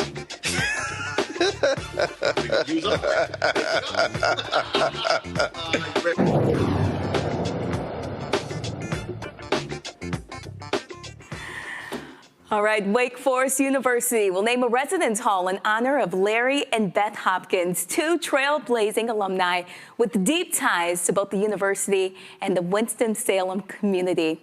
Beth Hopkins has built a decades-long career in law, education, and community outreach. She also made history as one of the first two Black female residential students at Wake Forest. Her late husband, Dr. Larry Hopkins, was a standout football player for the Demon Deacons and a respected physician who dedicated his career to improving access and outcomes in women's and neonatal health. Naming a building on campus, particularly a residence hall, is one of the highest honors that the university can bestow. And joining us right now is Wake Forest alumna Beth Hopkins. Beth, thank you so much for joining us tonight. Thank you. Thank you. My pleasure. Yes, ma'am. How did it feel when you found out that Wake Forest was naming a residence hall in your and your husband's honor? I shared with my friends that I received a call early in the day that the president of the university needed to speak to me. And I said, oh my goodness, what have I said now? Because I'm from the say something generation and I'm always accused of saying something. So when she called the president and said that they were naming a residence hall after my husband and me, I was totally speechless. And the tears just flowed because it was so unexpected. That's beautiful. Tell us more about that. What does this recognition mean to you and your family? Well, it means a whole lot to my family and also to the students who were in school with me, because even though Larry's and my names are at the top of the building, it really represents people who came before us and made the sacrifice, people who came before us and laid the foundation. And collectively, the students and I made a change at Wake Forest for the greater good. And I am just pleased to be part of a group of say something generation people who had courage and weren't afraid of the consequences. Because, you know, at that time, we thought that we were revolutionaries. You know, we had the afros that were 3 feet high. We had more hair in our head than we had fabric wrapped around our legs. And we had a great time at Wake Forest, just being together and sharing our experiences together. And we are together 55 years later, actually, as a group. The two of us, Deborah Graves McFarland and I, were the first two. And then Linda Holliday and Awilda Gillum Neal joined us a second semester. Could you tell us more about what that experience was like for you back then? Well, during that time, we experienced a lot of trauma, as did other Black students at majority European descent universities. But what got us through was each other. We were a united, close group, and we remain a close group. There were less than 20 of us on the campus in the early 70s, and we had a lounge called the Afro-American Lounge. And there we would go in the evenings and talk about issues that involved or affected all of us.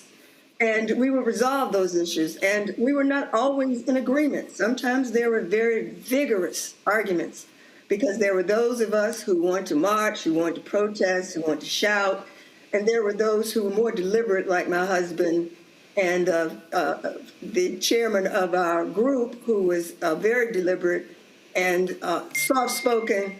And together, we would come to some resolution. Once we opened that door of the Afro-American Lounge, we were solid. Nobody knew that we had had the vigorous arguments that we had had. We represented a united front, and that's how we were able to get through Wake Forest. Let's go ahead and bring the panel in now, and let's discuss this. Dr. Carr, you work on a college campus right now. Talk about the honor that this is. Well, I mean, like you, and thank you for asking those questions about context, because, you know, and thank you, Professor Hopkins, because you all not just pioneers in many ways, almost like mythological creatures. Do I have it right that you were an Asian studies major when you were in school? Yes, Hindi was my foreign language. Okay, because the idea that coming out of those black schools, both of us graduated HBCUs, and being that first kind of tip of the spear group to move in that space, I guess I'm curious as to, and I guess I understand also you were the first black homecoming queen. So in other words, what is it about Wake Forest and then by extension these white schools that y'all were trying to accomplish? And then you come back and we understand that you spent a career at the law school teaching law after you went and got your JD.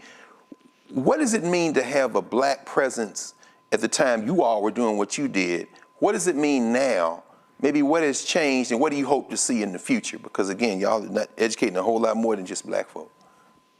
Well, we were change makers, and we had no fear. That was our ability to adapt and adjust. And I'll tell you, I was actually on my way to Reed College before I committed to Wake Forest.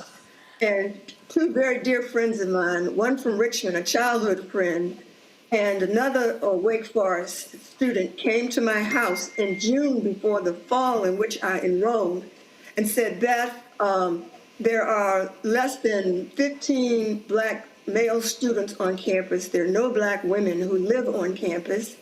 And Wake Forest is actively recruiting women who can compete academically. And so we were affirmative action recruits, but we were academically prepared. And let me say right here that one of the things we had to fight was faculty resentment about us being there. For some reason, they thought that teachers would send us to any school that would cause us to fail. Failure was not an option for us. We were all, again, united in sharing information about professors and who could give you a fair shake and who would not. Now, my parents are HBCU graduates. They attended and graduated from Virginia Union University in Richmond, Virginia.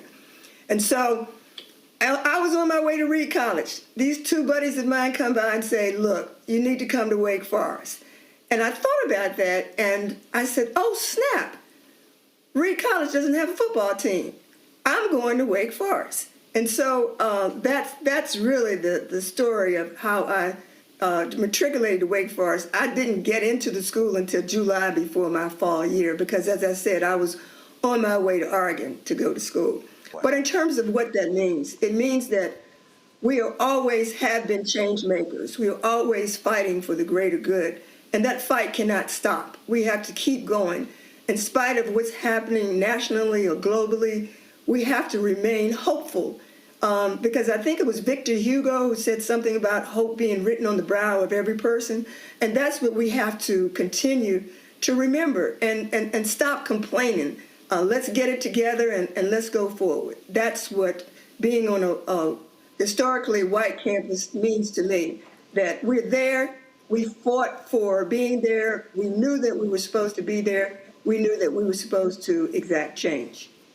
And Professor Hopkins, your story is so inspiring. Michael, what type of notes can we take away from her? Perseverance, understanding, the civil rights movement, and the what she's saying kind of reminds me of the Cosby Show, where you had Cliff and Claire, who were from that civil rights generation, and they were trailblazers, and then the children were kind of a disappointment. They didn't have that same fire and desire. But the quick question I had was, how did you go from the Asian studies major to going to law school? How did that happen? Well, okay, that's a very, very good. I actually decided at 12 years old that I wanted to go to law school. Wow. And I was actually interested in diplomacy. And I thought that being a lawyer and being able to serve were in syntax with one another, and being in the diplomatic corps, I thought also that was an opportunity to serve more globally. But in the meantime, I got married. I got married my senior year, December of my senior year. Wow. And my dad was not a very happy camper. He thought that I was not going to finish school, and I said, no way. But see, I was involved in civil rights because my parents were involved in civil rights. They laid the foundation. They were the role models for us. So at 12 years old, I was marching on the Holiday Inns, the Dairy Queens, the libraries. We couldn't even go to a library in Petersburg, Virginia. And of course, there were no tennis courts we could play on, and no swimming pools. And thank goodness there was Virginia State College at that time that had tennis courts and a swimming pool for us to learn how to swim. So it was just a struggle being in Petersburg. And I wasn't going to let anything stop me from becoming a lawyer. And I don't know if you know the story that when I finished Wake Forest with honors, I applied to only one school. I was just that, I wanted to say I was arrogant because I knew I had worked hard, I'd accomplished a lot. I knew the school was going to accept me, Wake Forest's law school. Well, guess what? The school said, no, you can't come here. And I was a little immature. I was mad with God because I told him, I said, look, you know that I wanted to be a lawyer ever since I was 12 years old. What's going on here? But see, what that taught me is that you have to submit to the plan, that there's a greater plan for you. And you have to be mature enough to understand that there's a higher authority that's guiding your path. So the very next year, I applied to William & Mary, went back to my home state, and took the bar exam February of my third year, because at that time, Virginia allowed you to do that, passed the bar, and in May, I had a job with a civil rights law firm in Richmond. And I had the beautiful opportunity to work with Oliver Hill, who was a civil rights icon, and one of the lawyers on Brown versus Board of Education. Now, had I gone to Wake Forest's law school, I would not have had that opportunity. And also, Justice Thurgood Marshall was Oliver Hill's law school roommate. So I had an opportunity to meet Justice Marshall. So there was the grand plan right there, and the rest, is historical. Brittany, do you mind? I just got to ask. When you worked with Oliver Hill, so that means that you knew Spotswood Robinson. These are the legends. These are the legends. So the only question I just want to ask you a quick question, Prof. I know you wrote that chapter in the history of Wake Forest, and that's an important chapter. But we got to know, when is the memoir coming out? Because, see, this is a story we need. You worked with Oliver Hill. Come on. We need that, Yes. Yes. I mean, you can't even imagine what it's like working with an icon. No question. He was so brilliant. He was so invested in the community, and he loved the law. And the stories he used to tell, especially the Farmville one, because the Prince Edward County case is the case that he connected to Brown versus Board of Education. Yes, ma'am. And he told the story about how he was near the county working on retirement cases for Black teachers, because at that time, Black teachers' retirement incomes were not the same as people of European descent. And so he got this call from, as you know, Barbara Johns, the teenager who led the student strike against the Moton High Farmville School. Yes, ma'am. And she said, Mr. Hill, you got to come and see what we have to put up with every day. And Mr. Hill said, no, I really can't. I'm tied up with all these cases with the Black retirement teachers. I just don't have the time. She begged him. He went to Farmville, and he said that his heart was broken when he saw the condition of the schools. They had buckets to catch the water. They had parents chopping firewood so the kids wouldn't freeze during the wintertime. And that's when he decided to take on the case and bring the Farmville case to Brown versus Board. And as you know, following that case, Farmville schools shut down and didn't have any schools for Black children for about 5 years. They were called the Lost Generation. Professor Hopkins, we do not want to let you go. No. We could listen to you speak for a lot longer, but we want to thank you for your time tonight, for being so open to share your story, and thank you for all the work that you've been doing on behalf of our community. I also want to. I'm not tired yet. Amen. We don't want you to be. I also want to thank the panel tonight for joining us. Matt Manning, Dr. Carr, and Michael Imhotep. I hope you guys have a great night. And when we come back, we'll show you highlights from the Chris Tucker Foundation Celebrity Golf Tournament. You're watching Roland Martin Unfiltered on the Black Star Network. We'll be right back. This week on A Balanced Life with Dr. Jackie, we're continuing our series of Putting in the Work, A Chef's Journey. Are you an aspiring chef? Someone who already has a business, trying to figure out what your next steps will be, who to talk to, and how to get there? Well, on this week's show, our great guests and wonderful chefs will talk to you about what it means to discover your purpose, your why of being in the kitchen, and then knowing how to put a business together. The menu controls everything. The menu determines everything. But the business plan is where you have to go back to. When you get into the business, at the end of the day, social media and TV, all of that stuff is cool, but you still have to run a business. You still have to be in relationship with people. That's all next on A Balanced Life with Dr. Jackie here on Black Star Network. Now that Roland Martin is willing to give me the blueprint, hey, Cyrus, I need to go to Tyler Perry and get another blueprint because I need some green money. The only way I can do what I'm doing, I need to make some money. So you'll see me working with Roland. Matter of fact, it's the Roland Martin and Cheryl Underwood show. Well, should it be the Cheryl Underwood show and the Roland Martin show? Well, whatever show it's going to be, it's going to be good. Now, if you know anything about Roland, you know he loves golf. Earlier this month, Roland attended the Chris Tucker Foundation Celebrity Golf Tournament in Stockbridge, Georgia. Here's the recap.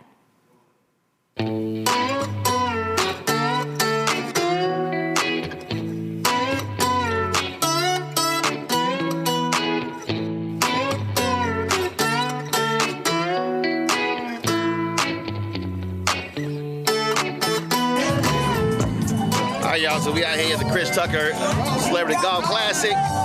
We're about to tee this thing up, about to have a good time. So we had Eagles landings, and so you see right here, gorgeous course, gorgeous day. We ready to do this thing. J.O., what's up, baby? What up, bro? What's going on, baby? Did you bring enough golf balls? Because, left, right, water. You need but one? Yeah. 1 times 12? 1 time, baby.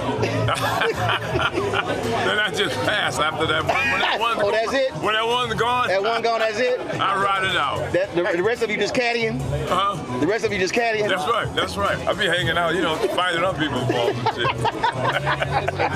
For me, man, to see all the people who participate who I don't know your name, I love you. Thank you. Roland, I love you, man. You teach us what's going on. Give it up for Roland Martin. That's a smart black man right there. I wish he was in school with me. I'd have cheated over his ass. Oh, man, I appreciate y'all. Come on now. That's how alphas roll. Yeah. That's how alphas roll. We could have been in. Give it up for Martin III. Now we know who caddying. We know who caddying. Ticker Woods outside. We know who caddying. Hold up. Look at them shoes. He caddying. Come on. I don't know the word. Hey y'all, I got Ryan with me. Come on, Cedric got me on that. Cedric got me on there with 2 million.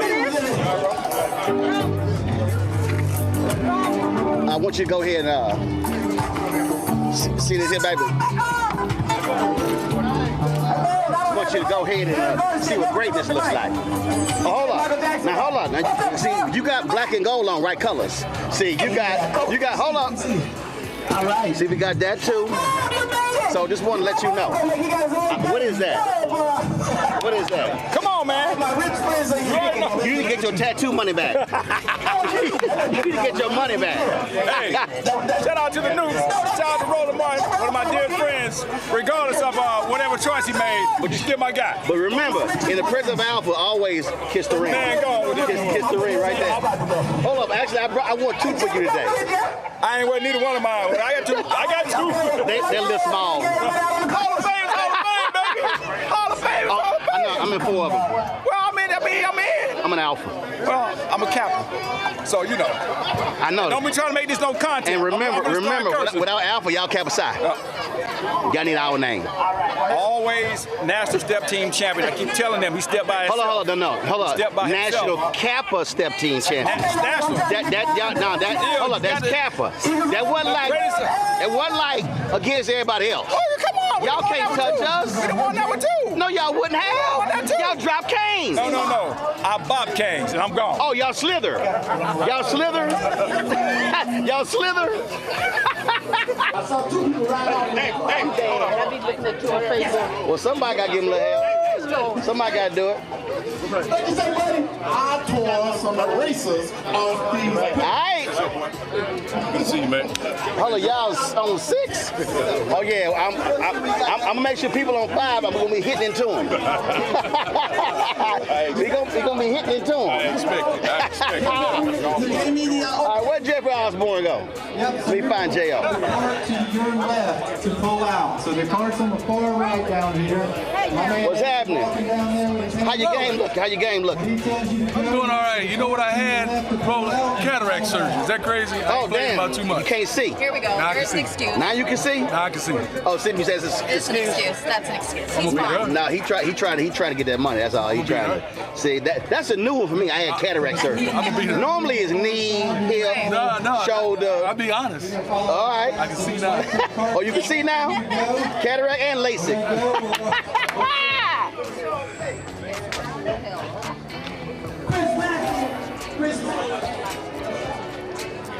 You ready to do this? Whole day, every day, and twice on Sunday. Somebody got to do it. What's up, baby? I'm just chilling. What's going on? My man Slow. All right, good to meet you. You know, we're going to do a little something. I hear you. You know. See, I've been on this man here since Jesus. How you doing? Good. Y'all good? I'm good. All good. Hey, we go back a ways, boy. You know. Hey. Wait a minute. They got Bob Johnson out here. Oh, let me go talk about that Kappa. JY, come on, JY, baby, always. No, I'm actually in Dallas at the golf tournament. Yeah, I'm in Dallas at the golf tournament that day. All this white, you caddying?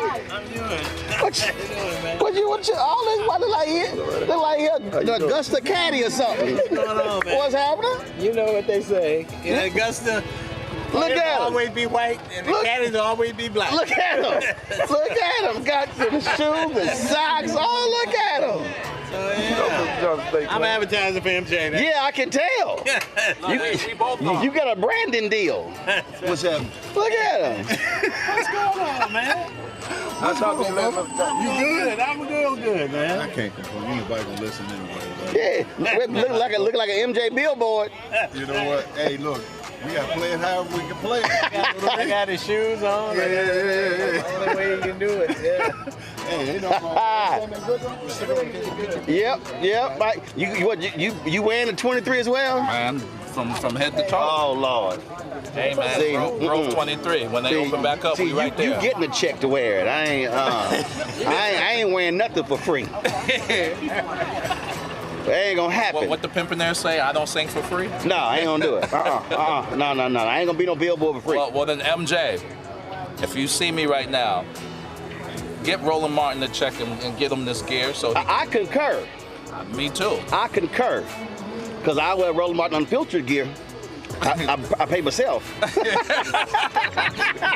See, you a bad brother when you can get your own gear and sponsor yourself. Like you a bad brother. That's how we do it. This is how we do it. Yes,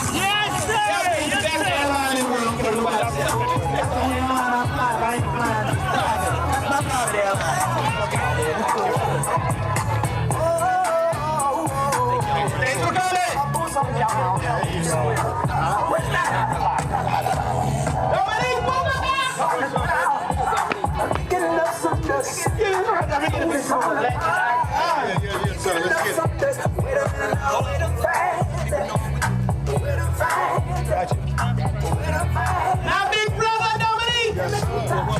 Yes. Chris, say something for the video. For Nick. Dominique is just the best. He's the legend icon, and he comes out and do things like this because he loves me. This is my big brother. He's been knowing me since I was a little boy. About 16. I'm about 16, but thank you, man. I love you, man. Thank you. He just shot. I know. I'm still young. Love you, man. He just shot too many layups. All right. Kim Reed, Kim Bernard, Ray Anthony. Start it. We can back out. You want to go? Tomorrow. I love y'all. Love y'all, man. Have fun. Y'all going to lake? Yeah. Lake. Okay. Lake. Come on, keep it moving. We got to keep it moving. Let Dominique go. He's married. Let him go.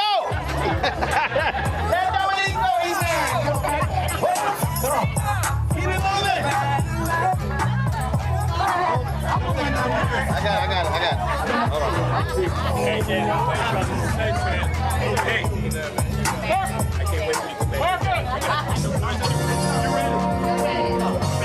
you, man. Love you too, brother. Frankie and Beverly is made. Stay home, my other brother. Love you, man. Have fun. I see y'all out there. All right. I see y'all. Love you, man. Love y'all. Roland. Yeah, get on that flyway signal. Thanks for coming out. Thank you, man. Thank you. Appreciate y'all, man. Yes, sir. There you go. I know, man. Don't work for that. Don't work for today. Okay. Good to see you. I'm doing great. All right, Chris, I was at a golf tournament. Tell folks what the foundation does. Man, we do everything, man. Best thing I ever done in my life. My mama told me to do this because I was traveling all over the world, all over Africa. She said, do your own foundation. You can help other people. And it's the best thing, man, to be here. All my friends coming out. You know who your friends are when you call on them and they come out. And not only this year, for years they've been coming out. So it's a blessing. And we do scholarships. We do homeless ministry with the church, through the church. And we put people in houses if they're homeless. We do everything. So I love it. I see something on the news, I'll do something. I say, let's do this, let's do that. So it's great. And so somebody out there, they're not playing, but they want to support your foundation, where do they go? They go to the ChrisTuckerFoundation.org, something like that. But it's easy to find, And last question, I have video from the George Lopez golf tournament when you put a ball on the patio. Has the golf swing improved? It's gotten better. They wanted me, I was supposed to play yesterday at the tour championship down in Eastlake, but I hurt my toe. Everybody know about that. So I had and I had to go to church. So, but I'm an excellent player. Excellent player. So that's why you were not in the tour championship. Enough questions. It's over with. All right. That's it.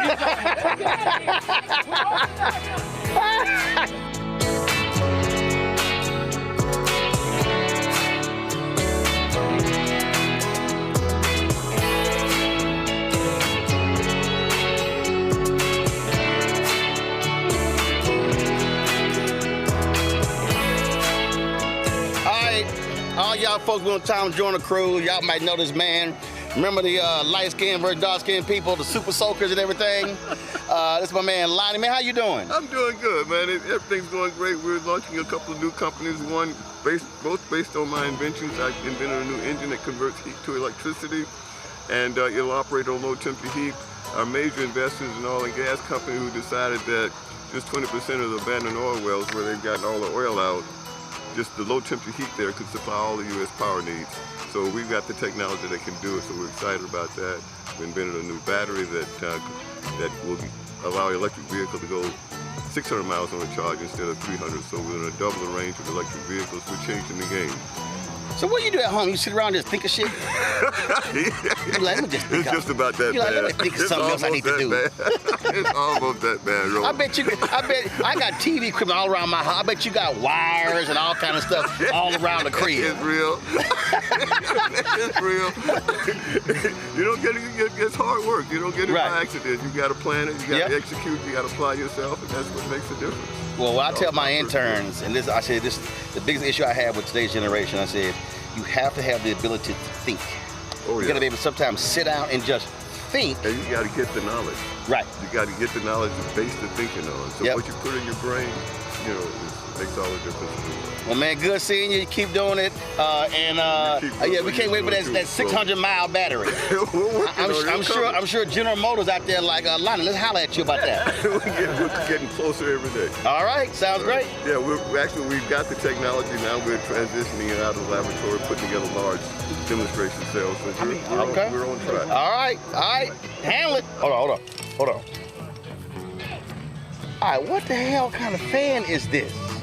What's that? The hell kind of fan? Hey, man, that's technology, man. My mama told me if they got it, go get it.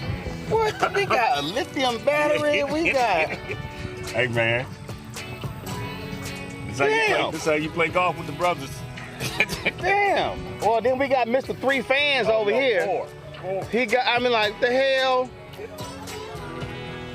Hey, and why? I'm a part of this brother.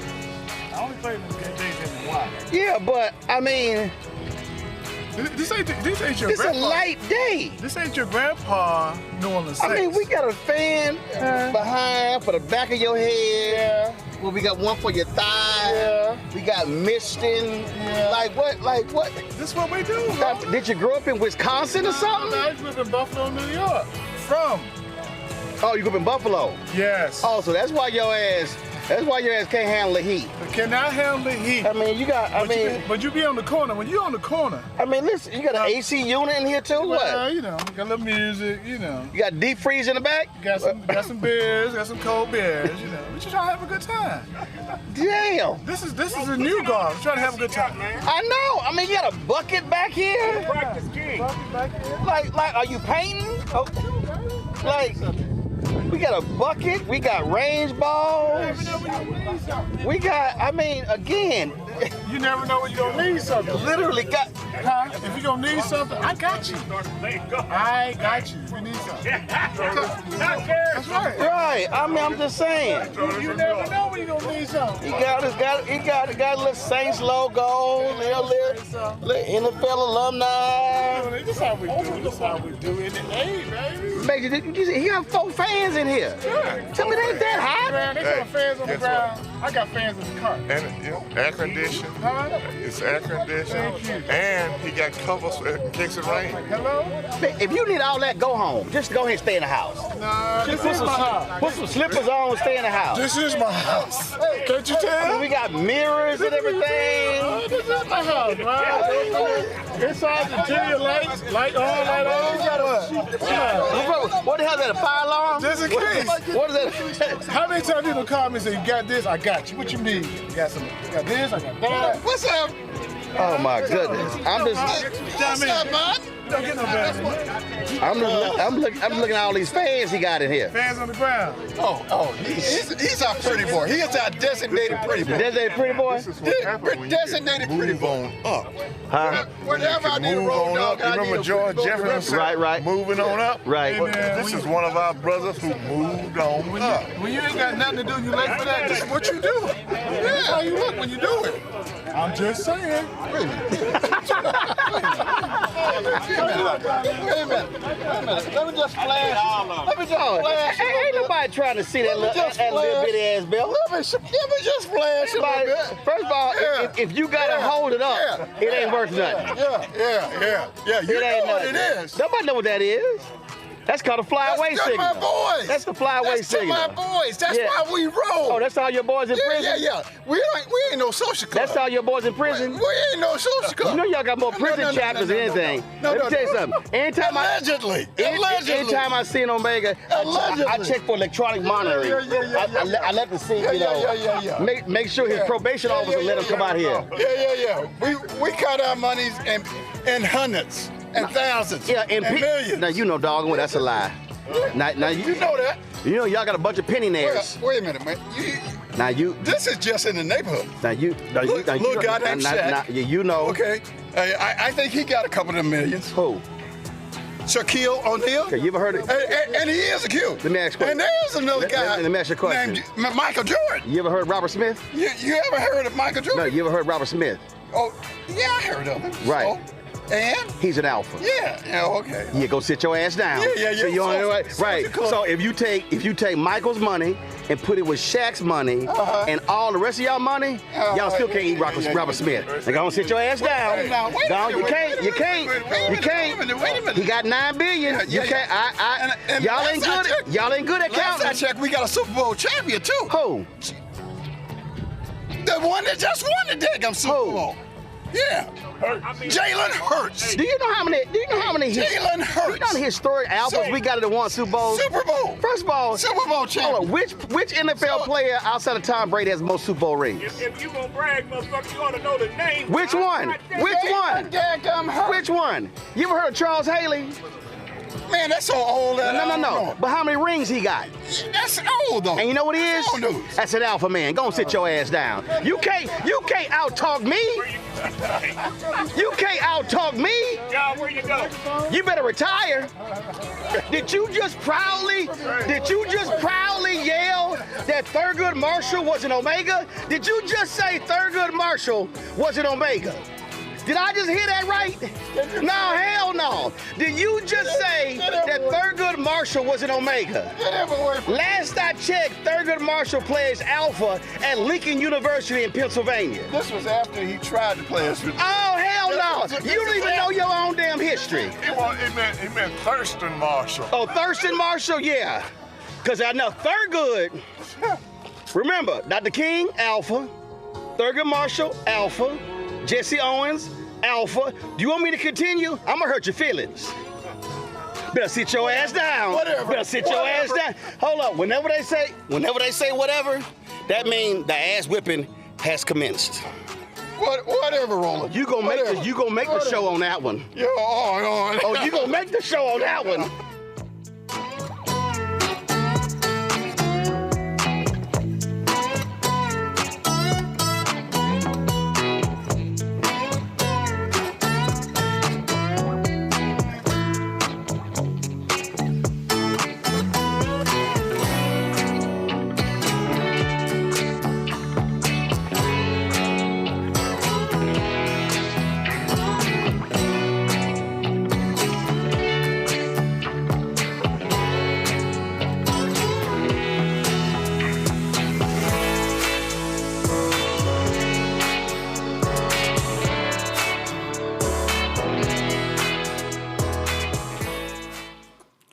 Well, that does it for us here. We want to thank you for watching Roland Martin Unfiltered tonight. If you want to support the work that we do, join the Bring the Funk fan club. We need your support to continue the work, sharing news that impacts Black America.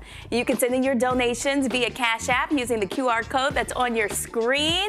Of course, you can donate by PayPal and Venmo and even Zelle by sending a gift to Roland at rolandsmartin.com. Please make checks and money orders payable to Roland Martin Unfiltered, P.O. Box 757196, Washington, D.C. 20037-196. Do not forget to download the Black Star Network app that can be found in Apple's App Store and get connected using your phone device or Apple TV. You can also watch the Black Star Network on Roku, Amazon Fire TV, Xbox One, Samsung Smart TVs, and YouTube. Hit the like button, please, and be sure to subscribe as well. Also, did you get a copy of Roland's book, White Fear? How the Browning of America is Making White Folks Lose Their Minds? It's available at bookstores nationwide. Get the audio version read by Roland on Audible. And you can get our gear, shirts, and hats. Stay warm with the Black Star Network hoodie. Go to shopblackstarnetwork.com. And that is also where you can support Black-owned companies by purchasing their products directly from shopblackstarnetwork.com. Do not forget to download the Black-owned social media app Fanbase. You can find me on there at The Noble Journalist. Isaac Hayes II is the founder. So download the app Fanbase. And if you want to invest, they've already raised $13.4 million. The goal is to raise $17 million by the end of the year. You can learn more on fanbase.com. As we do every Friday, here's a look at our Bring the Funk fan club members. That's it. I have to get back to Indiana. Thanks to Roland for letting me sit in his seat tonight. Have a wonderful night.